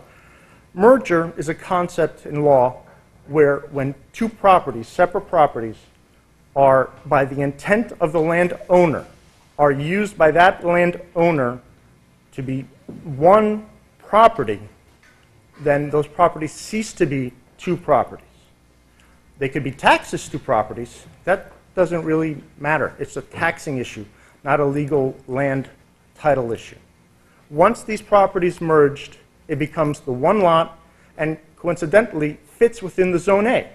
It's 100 by 100 by 100 by 100, and Zone A is 9,300 and change, or 700 and change.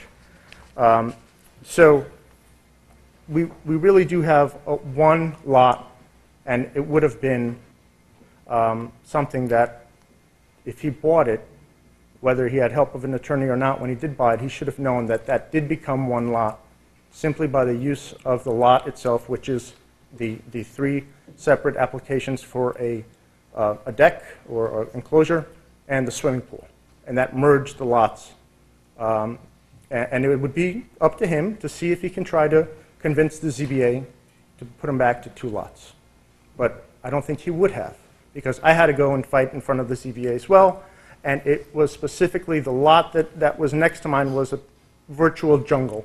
It was not used. It was trees, weeds. It was just there. It wasn't a manicured backyard. It wasn't anything. And that was a good indication of a separate lot, that it was always intended to be used for a building lot.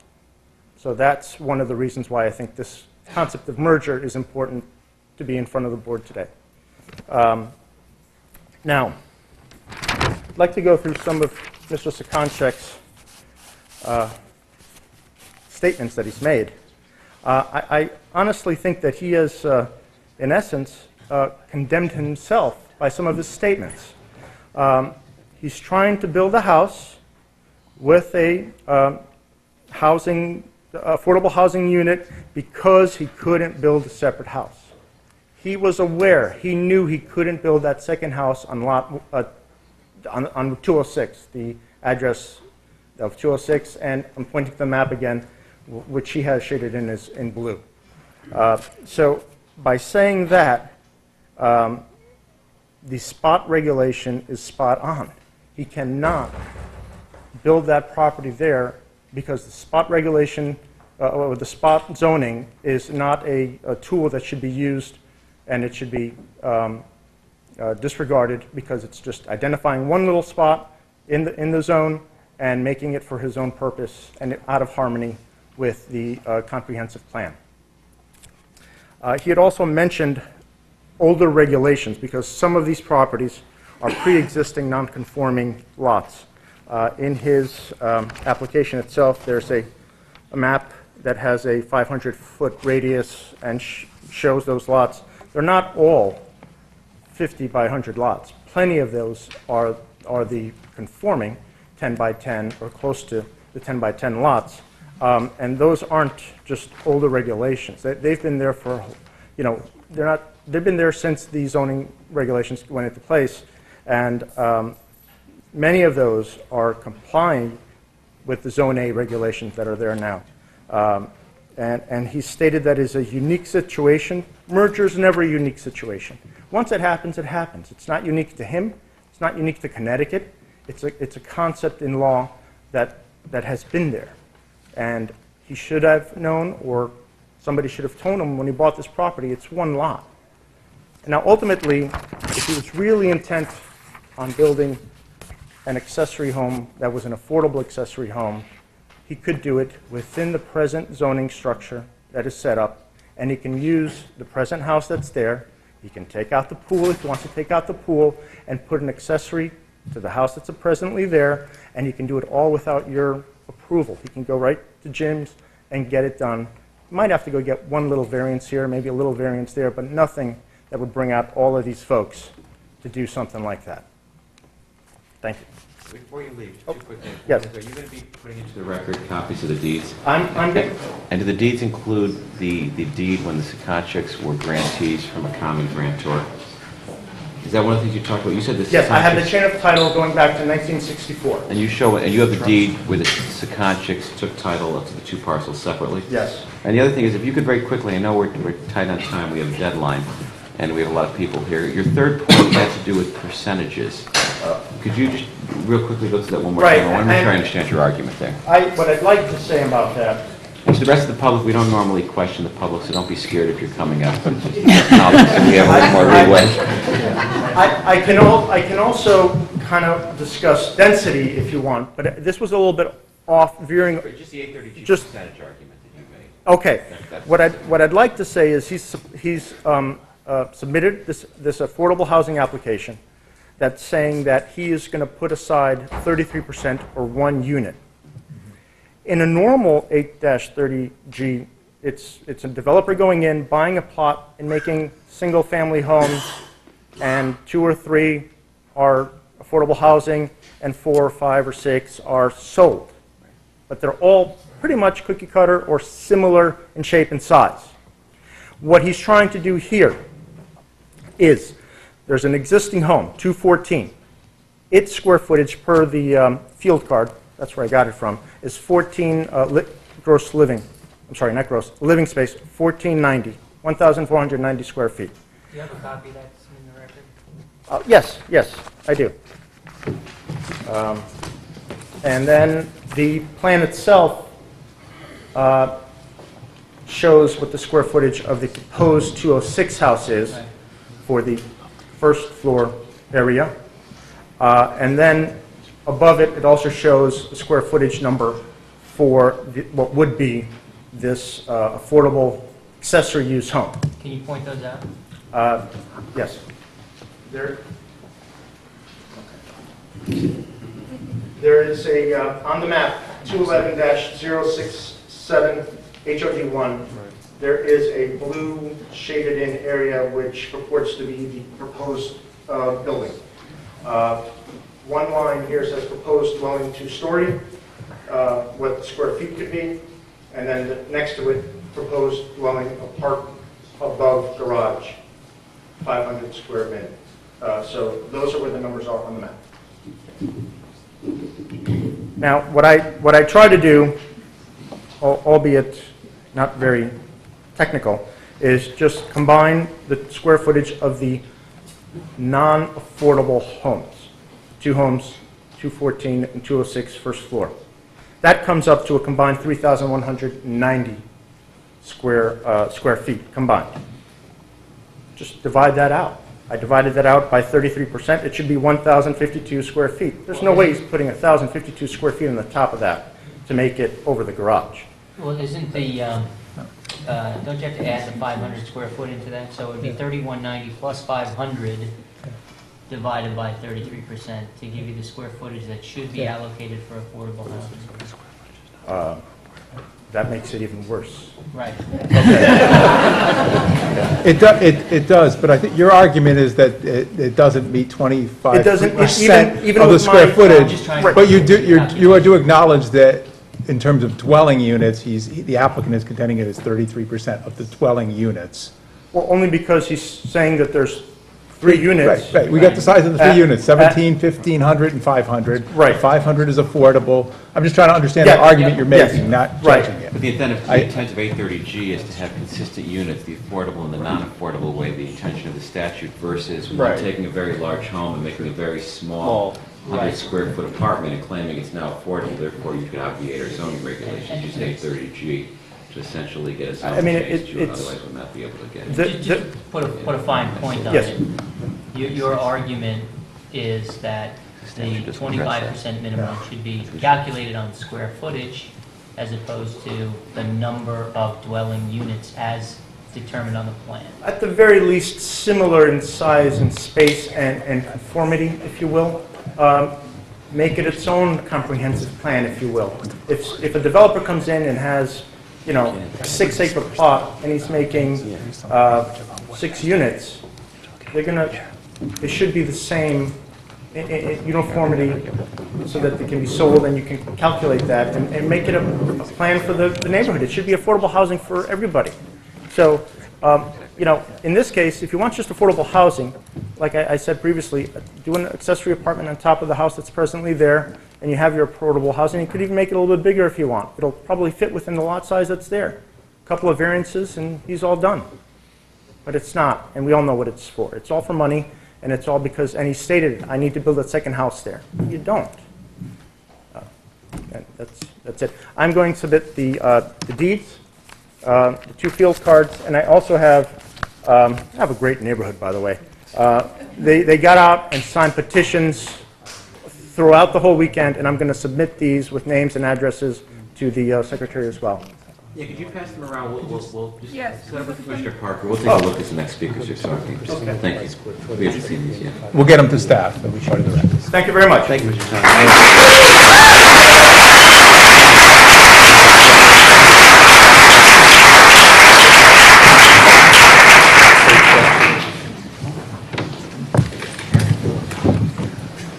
We are Mike and Lisa Turnick from 1271 Merritt Street.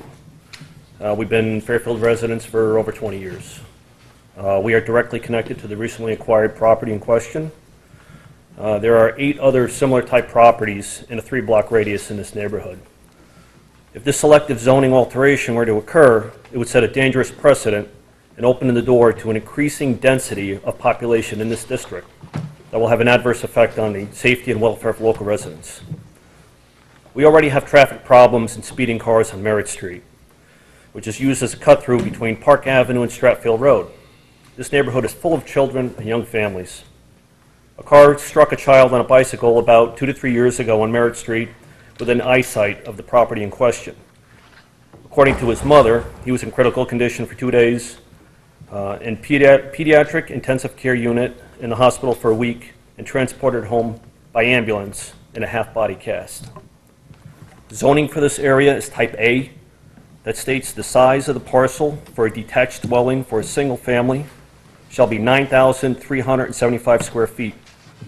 The requested lot change is about half the required size.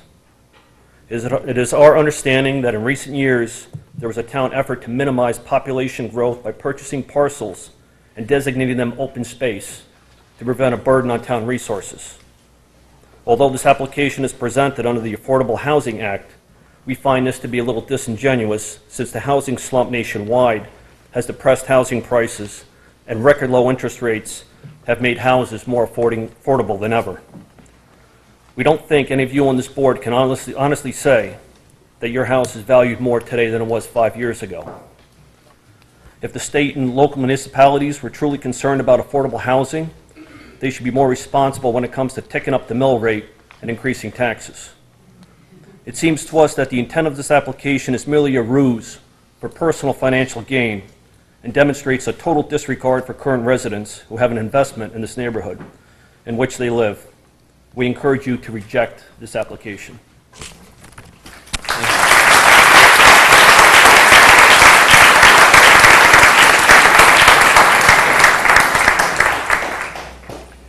Good evening. My name is Don Canetta. I live at 233 Homeland, across the street and 2 houses west of the property in question. I moved to Fairfield in 1976 with a very young family, bought a property at 422 Stratfield Road, lived there for 10 years, and as our family grew, we saw the need for a larger house and more property. We moved out of the Stratfield area. 6 years ago, with our children grown, we needed to downsize, and we had options and flexibility, fortunately, but we chose to move back into the Stratfield area for a lot of reasons, many of which have been mentioned already tonight, not the least of which is having great neighbors. But it also has smaller homes and lots, something we were looking for to make our lives more manageable as we aged. It's a very stable neighborhood, well-maintained owner-occupied homes. There's a diverse demographic, a mix of young families with children, middle-aged families, and seniors like ourselves. The quality of life is consistent with the values we all hold dear in the town of Fairfield. Lots of child-centered activities, and yes, children playing in the street. In our neighborhood, it's a positive thing. And the question of affordability. The area has become even more affordable in the last 6 or 7 years. Even with substantial improvements of my property, value has declined 25%. Any move to erode the Resident A zone would undoubtedly exacerbate the decline. The Residential A zone is the heart of this neighborhood, and I believe the heart of Greater Fairfield. The long-term stability of the area has enjoyed is largely due to the forward-thinking decisions made by this board in the past in establishing and maintaining this zone. I was going to comment on the issue of spot zoning, but Mr. Thomas did a wonderful job with that, so I won't take up more time with that. But I would say this. To me, the purpose of this application is transparent. It's a case of developers getting a good deal on a property, wishing to multiply their profit at the expense of adjacent homeowners. If I can see it, I'm confident that with your knowledge, expertise, and experience in this realm, you see it also. As fellow citizens and voters of Fairfield, we all have an interest in preserving the quality of life of our community. This proposal will substantially change the character of our neighborhood and quite possibly the character of A zones throughout our town. There are several lots in our neighborhood, as has been mentioned earlier, which could fall victim to developers as homeowners feel the pressure of these difficult economic times. Other A zones would be in the same boat. In the recent past, you have listened to and respected the concerns of the Stratfield residents. I ask that you continue to do so by rejecting this request and denying this change. Anything less would be a dagger in the heart of this neighborhood and perhaps the wider community. Thank you.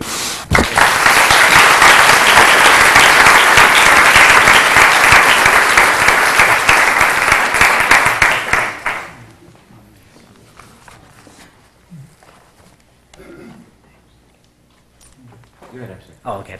My name is John Spoliar. This is my wife, Marcy Spoliar. We live at 110 Brook Ridge, which is directly across the street from the proposed site. Just to let you know that our lot is 10,000 square feet, a little over 10,000 square feet. Okay. So it's fits within the zone. I believe Mr. Sakonchek said that there are a lot of neighboring properties that were 5,000 or less. Okay?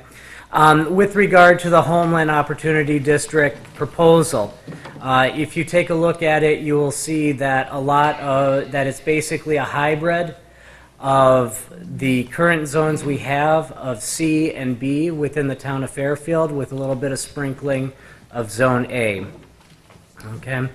As far as safety goes, okay, living across the street, we see cars disregarding the stop sign all the time, rolling through the stop sign.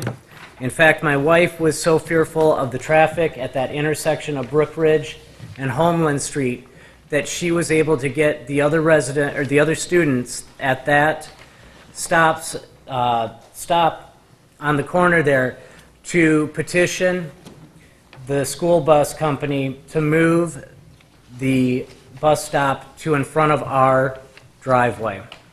To our driveway. To our So that it driveway. wasn't on that corner, because the corner is dangerous, and the kids standing on the corner were always at risk of getting hit by the cars and the bus that would go by when they dropped them off.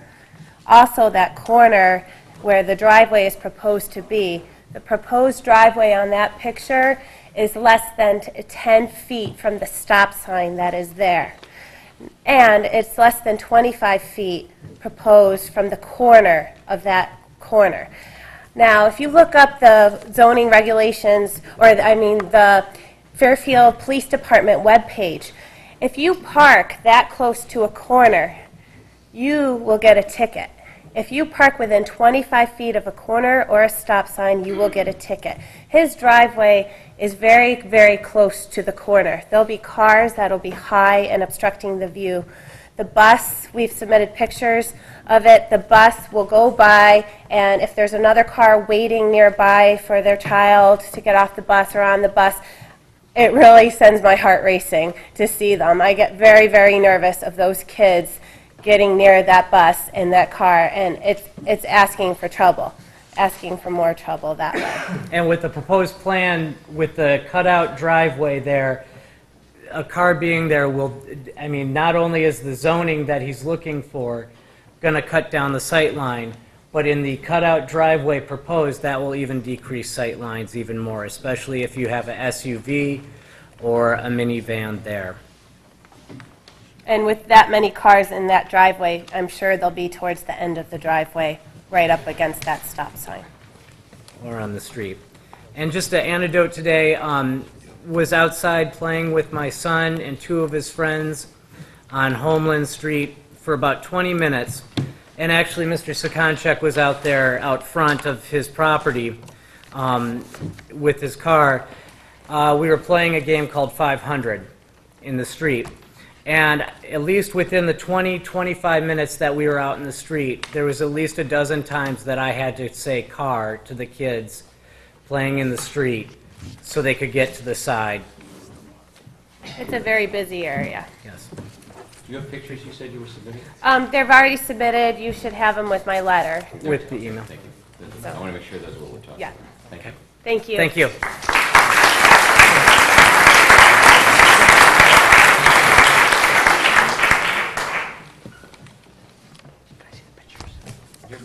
Did you print the pictures?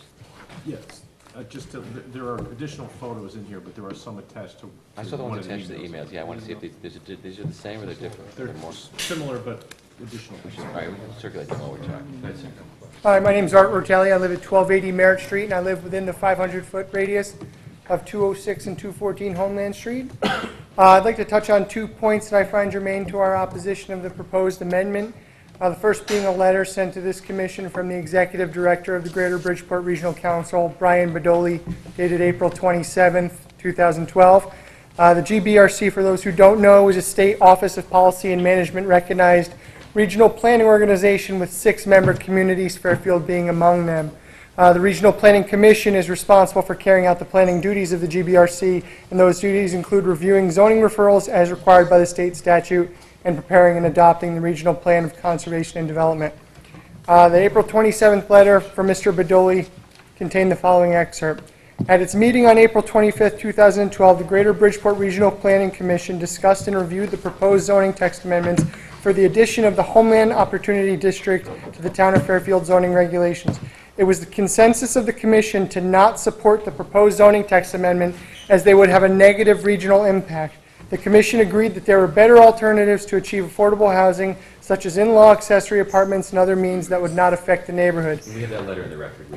Most of us here obviously agree with that, but importantly, the GBRC is tasked with carrying out the regional planning on behalf of Connecticut's Office of Policy and Management, allowed under Connecticut statute. And since the property owner, the developer in this case, argues state statute in their favor, I think it's important to counter that the GBRC's consensus is to not support the Homeland Opportunity District Amendment.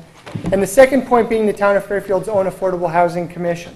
With 7 members appointed by our first selectman and working in accordance with the Office of Community and Economic Development and the Director of Housing and Economic Development, Mark Barnhart, the Office of Community and Economic Development is responsible for, among other things, developing and administering programs to revitalize and strengthen neighborhoods, facilitate and promote affordable housing, and preserve and enhance the overall well-being of the community. The Affordable Housing Committee is charged with promoting affordable housing development in Fairfield.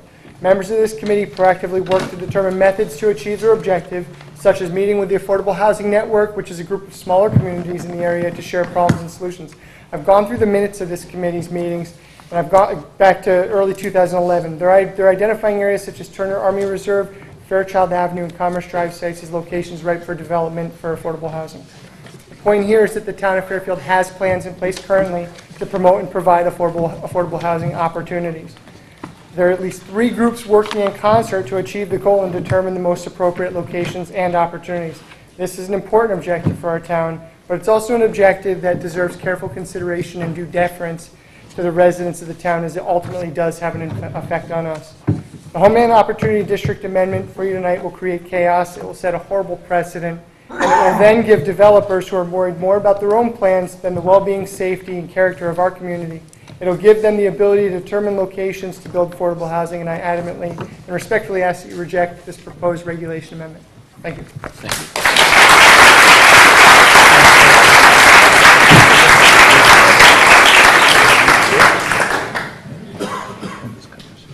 Good evening. My name's John McKee. I live at 184 Windermere Street with Mary Ellen. And we are about 150 feet away from the property in question. I've lived in Fairfield for 20 years, except for 6 years away where I was serving my country, the last time in Afghanistan. One of the roles that I fulfilled when I was overseas was I did surveys of local populations. So what I did is use some of that experience here, and I surveyed our population. I didn't quite know we were going to get this turnout, but it appears that we organized well, and we did get turnout, so some of this is going to be repetitive. Most surveys only get about 15, at most, 5 to 15% back. We got 42% back. We got 43 respondents to this. What this survey has is 11 different questions. I'm only going to cover about 6 of them here really quickly and go over it. But it asks the following. Question 3, how many years have you lived in this neighborhood?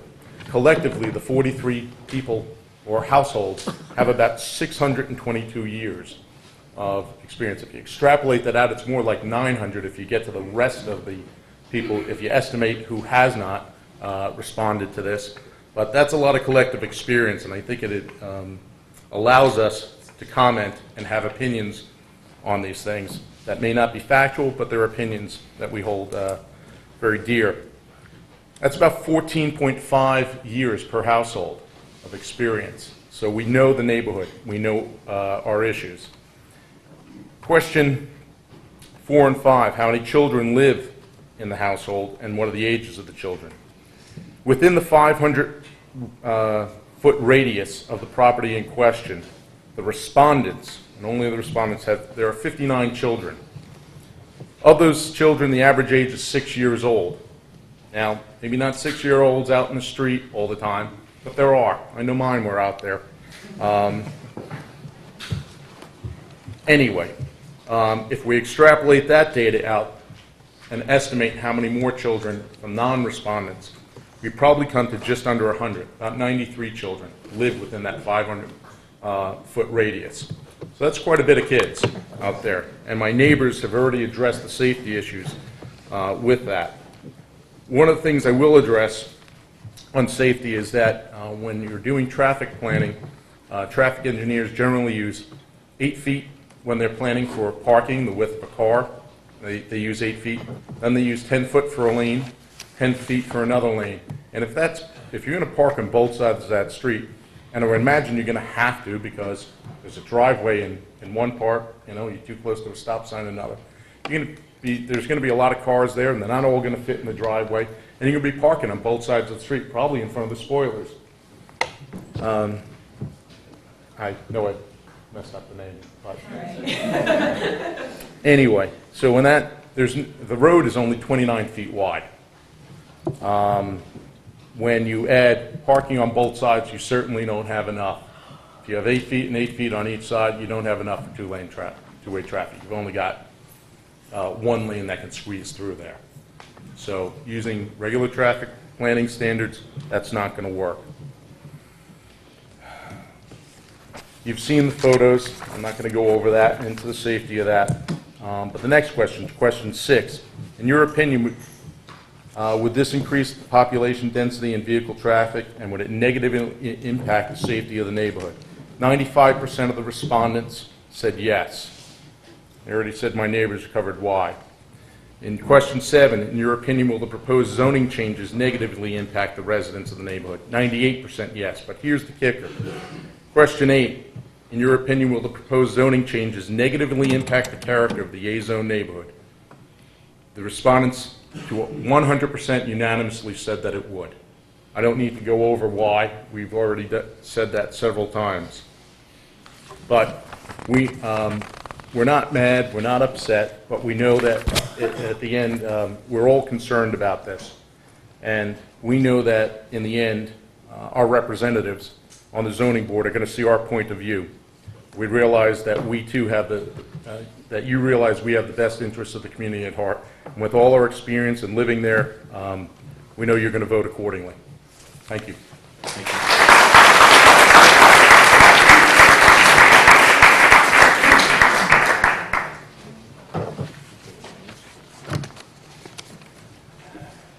Good evening. My name is Vincent Mayola. My wife and I live at 141 Homeland Street, Fairfield, Connecticut. We're 3 houses away, and our property is 10,000 square feet. Trumbull, Connecticut, Westport, Connecticut, Fairfield, Connecticut, and all cities and towns in Connecticut have zoning rules and regulations for many reasons. The primary motivation behind establishing residential zones were to set apart uses that are incompatible within that zone. Zoning, be A, AA, AAA, is used to prevent new development from interfering with existing residents' quality of life, and to always to preserve the stability and character of the community. Like me, this group against this application that you see here tonight and hear from tonight are from a great neighborhood whose residents consist of individuals from all walks of life who are not only committed to their families, but also devoted to their neighborhood. We vote at every election, we pay our taxes, we help each other in time of need, and we always play within all the A zoning rules the town of Fairfield has asked us to follow. Yes, we are proud to say, this is our A zone, this is our community.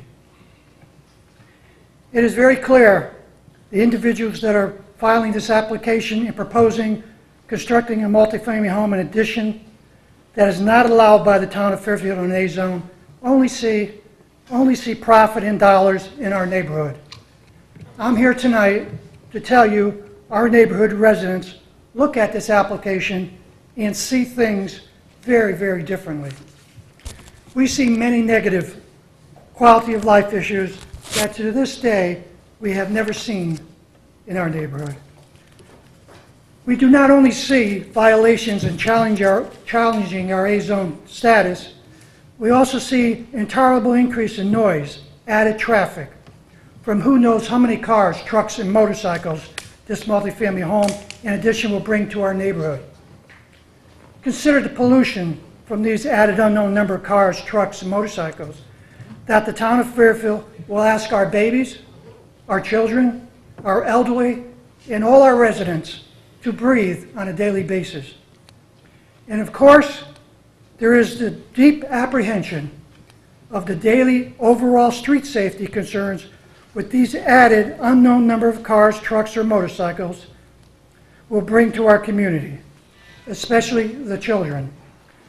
We do not want to go through another horrific experience with a child being run down by a car in our neighborhood. Then we have the uncertainty of the property's aesthetics that comes along with the real possibility of an absentee landlord. Graffiti, shrubs growing wild, high grass, unattended pets, and the lack of the weekly maintenance chores all homes require. As we know, and I'm sure this board knows, if this zone change application is granted, you will be overwhelmed with applications throughout the town of Fairfield from many homeowners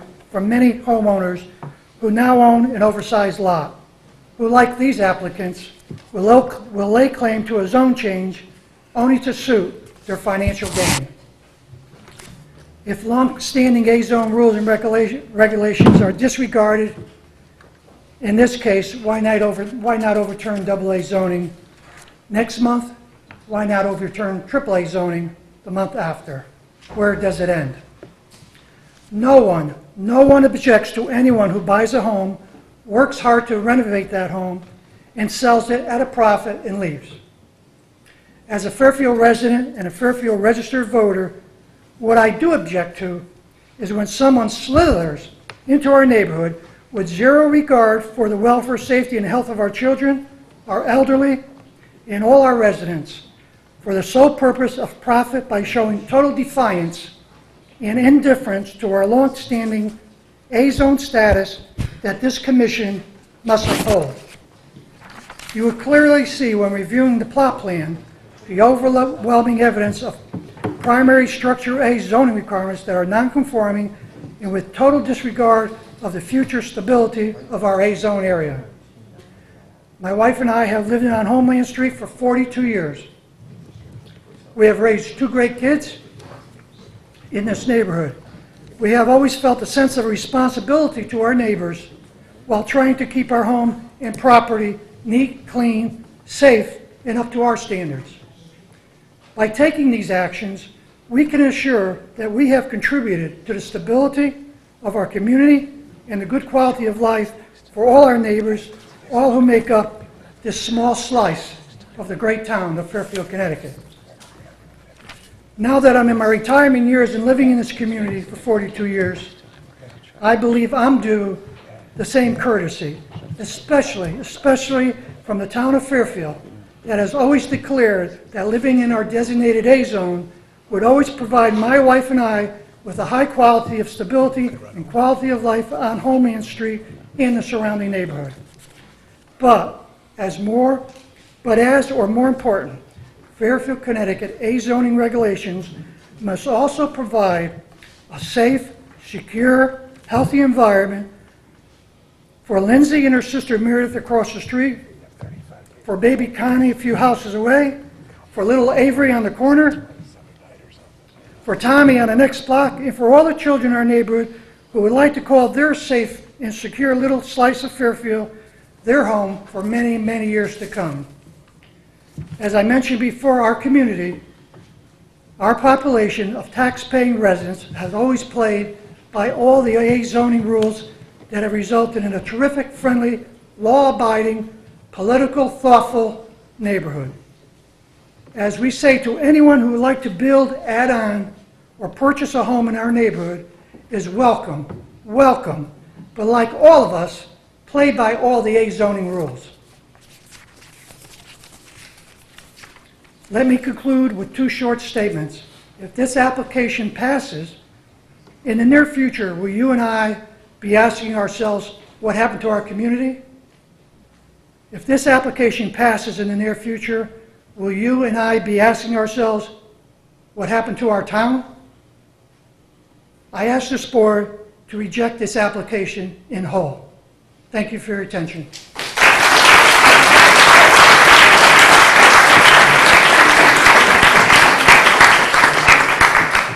And as we approach our curfew, I can just have a quick non-binding show of hands. How many other people intended to speak on this application?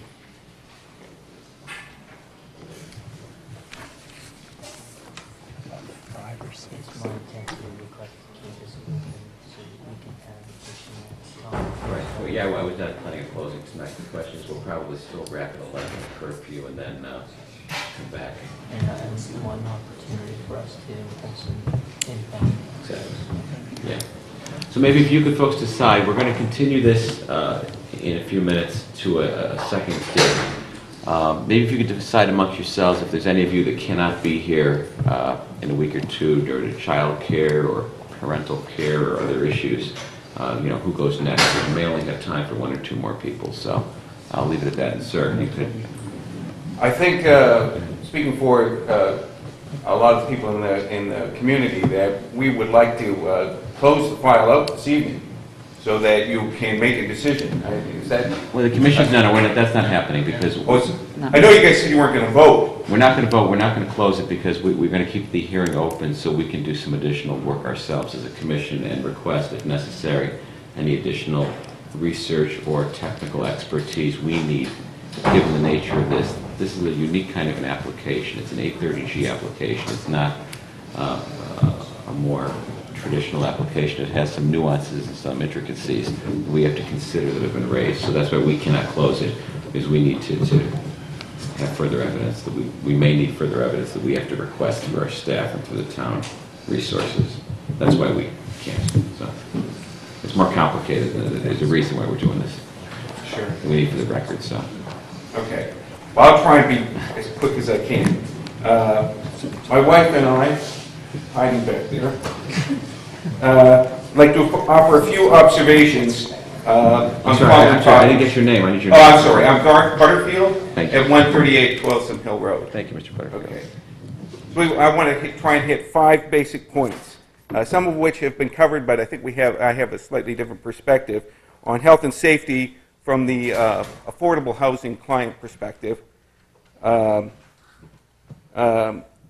just going to make a couple of very quick comments about the affordable housing statute versus the merger doctrine, and then I would like to make a couple of points about tainted testimony, specifically regarding what we heard tonight, a deficient application, adding a few more points to other comments that people have made, and then finally I'd like to make a general comment about the obligation of this commission to defend the public good from the wolf in the hen house.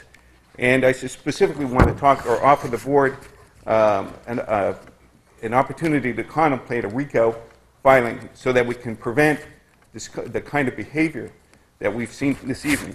I'm sorry, what kind of filing? It's called a RICO. It's a criminal case. Sorry.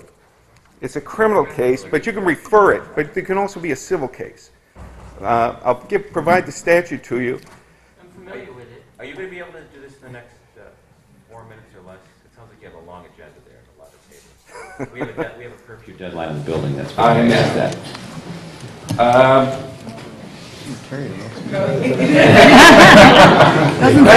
You're free to come back. That's the thing. I want to give you all the time you want. I just don't want to cut you off in midstream, and that's what I'm suggesting. Well, Really, let me try 2 minutes and then you can cut me off. I'm used to that. Well, I don't want to cut you off. I want to give you all the time you want, but I do have to cut you off. That's. Well, then let's give it a try. All right. So I'll try and make some of the comments very brief. I am a disabled resident of the community, and I think I share a lot of the traits of the client that we are proposing to bring into the community. My wife and I did some research to see who is the population that we're of affordable housing clients. And actually what I was interested, I found it interesting to find out that the majority of those people are disabled and elderly. I mean, there are a few other special populations within it, but I think importantly, that population is a non-driving population. And in this community, it's essentially a driving population. And so from a health and safety perspective, for the person that you're going to bring into this community, almost by definition, they're going to be a walking person who needs to depend on public transportation. And in this community, there's only one access to public transportation, and that's along Park Avenue. And it's important to know from a health and safety perspective that for that person to use public transportation, they have to access it by the roads. There are no sidewalks in this community. So in other words, you're going to have, I don't know if you realize that the affordable housing population is mostly disabled and elderly. So you're going to have these people, blind, wheelchairs, frail elderly people, walking up Toilsome Hill to get to the bus stop because it's the only way they're going to be able to get around. The bus stop on Toilsome Hill is a pole stuck in somebody's lawn. Now, I know we had a fairly mild winter, but I can tell you from personal experience that I quit taking the bus out of fear for my life. That is what is going to happen. And from a health and safety perspective, I find it unbelievable that this guy could come in here and basically propose that we would be putting people at risk by sticking them out on Park Avenue. Also, there's no crosswalks. The traffic light that's there has no kind of handicap options for it. So you have to kind of take your chances crossing 4 lanes of traffic. I quit standing at that bus this winter, even though it was a mild winter, for fear for my own life. If we have a hard winter and you get an affordable housing person in there, they're going to be taking the bus, and I would say this winter, we're going to have either a dead body or a seriously injured person in Park Avenue. And I think that that's horrendous. So that's the first issue on health and safety. The other thing I wanted to say very quickly, and I think I really want to get it in tonight, is the issue of tainted testimony. And this is kind of a nuanced issue, because I'm not sure if people realize kind of what was going on here tonight. It's very clever that this Jim S., because I think I'll misstate this guy's name as well, is very good at language. He turned the phrase, it may be unusual, but not rare. He's a clever guy, all right? When he sent the letter to this commission informing this commission that he was going to be here, he specifically used language that he was not attending in his individual capacity. He stated that he was here in his capacity as a professional at a firm. And I can't remember the name of the firm. It would take me too long to find it. But it's an important distinction. He did not come here in his own capacity. He came here as a professional. All right. So at least we will accept him in that capacity when he comes here. But what's also interesting is that if you look at the affordable housing, the pamphlet that he used to describe affordable housing, he states in that form that him and his son were the ones who wrote that. And what's interesting about this is that he comes into this room to testify. He qualifies his testimony based on, I'm not here as an individual, I'm here as a corporate entity. He's talking about such things as affordable housing. Yet, the affordable housing document he submitted, he did not submit from the corporate entity. He submitted it in his individual capacity. Why is this important? And this plays into the RICO component of the 5th issue that I wanted to hit. I think a lot of us, and I'm not sure, Pete, you heard it, there was basically a threat that he's using the affordable housing statute as a ruse to force you or to extort, and this is where the kind of the criminal element comes in here. He was trying to extort out of you a compromise. And did you hear when he said, oh, maybe we can accommodate? That is kind of like, that's the quid pro quo of a criminal enterprise. But what's interesting is that he showed up in his capacity as a corporation. And why is that relevant? because almost all criminal type of prosecutions require an intent to commit fraud. If you're a corporation, try and figure out how you're going to get that element of intent out of this guy. It's going to be very difficult. But I would offer this committee that he didn't come in here casually. He set this up from the get-go, and he set this up to defraud this commission. So I have a couple other points, but I'm out of time. I think some other people may want to do a comment. But I caution you, the wolf is in the hen house here, and it's your job to take him on. Thank you.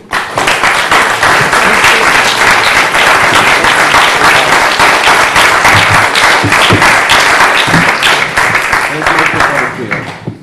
At this time, we've reached our curfew. This public hearing will stay open, and there being no further business on the agenda, we will stand in adjournment to our next meeting.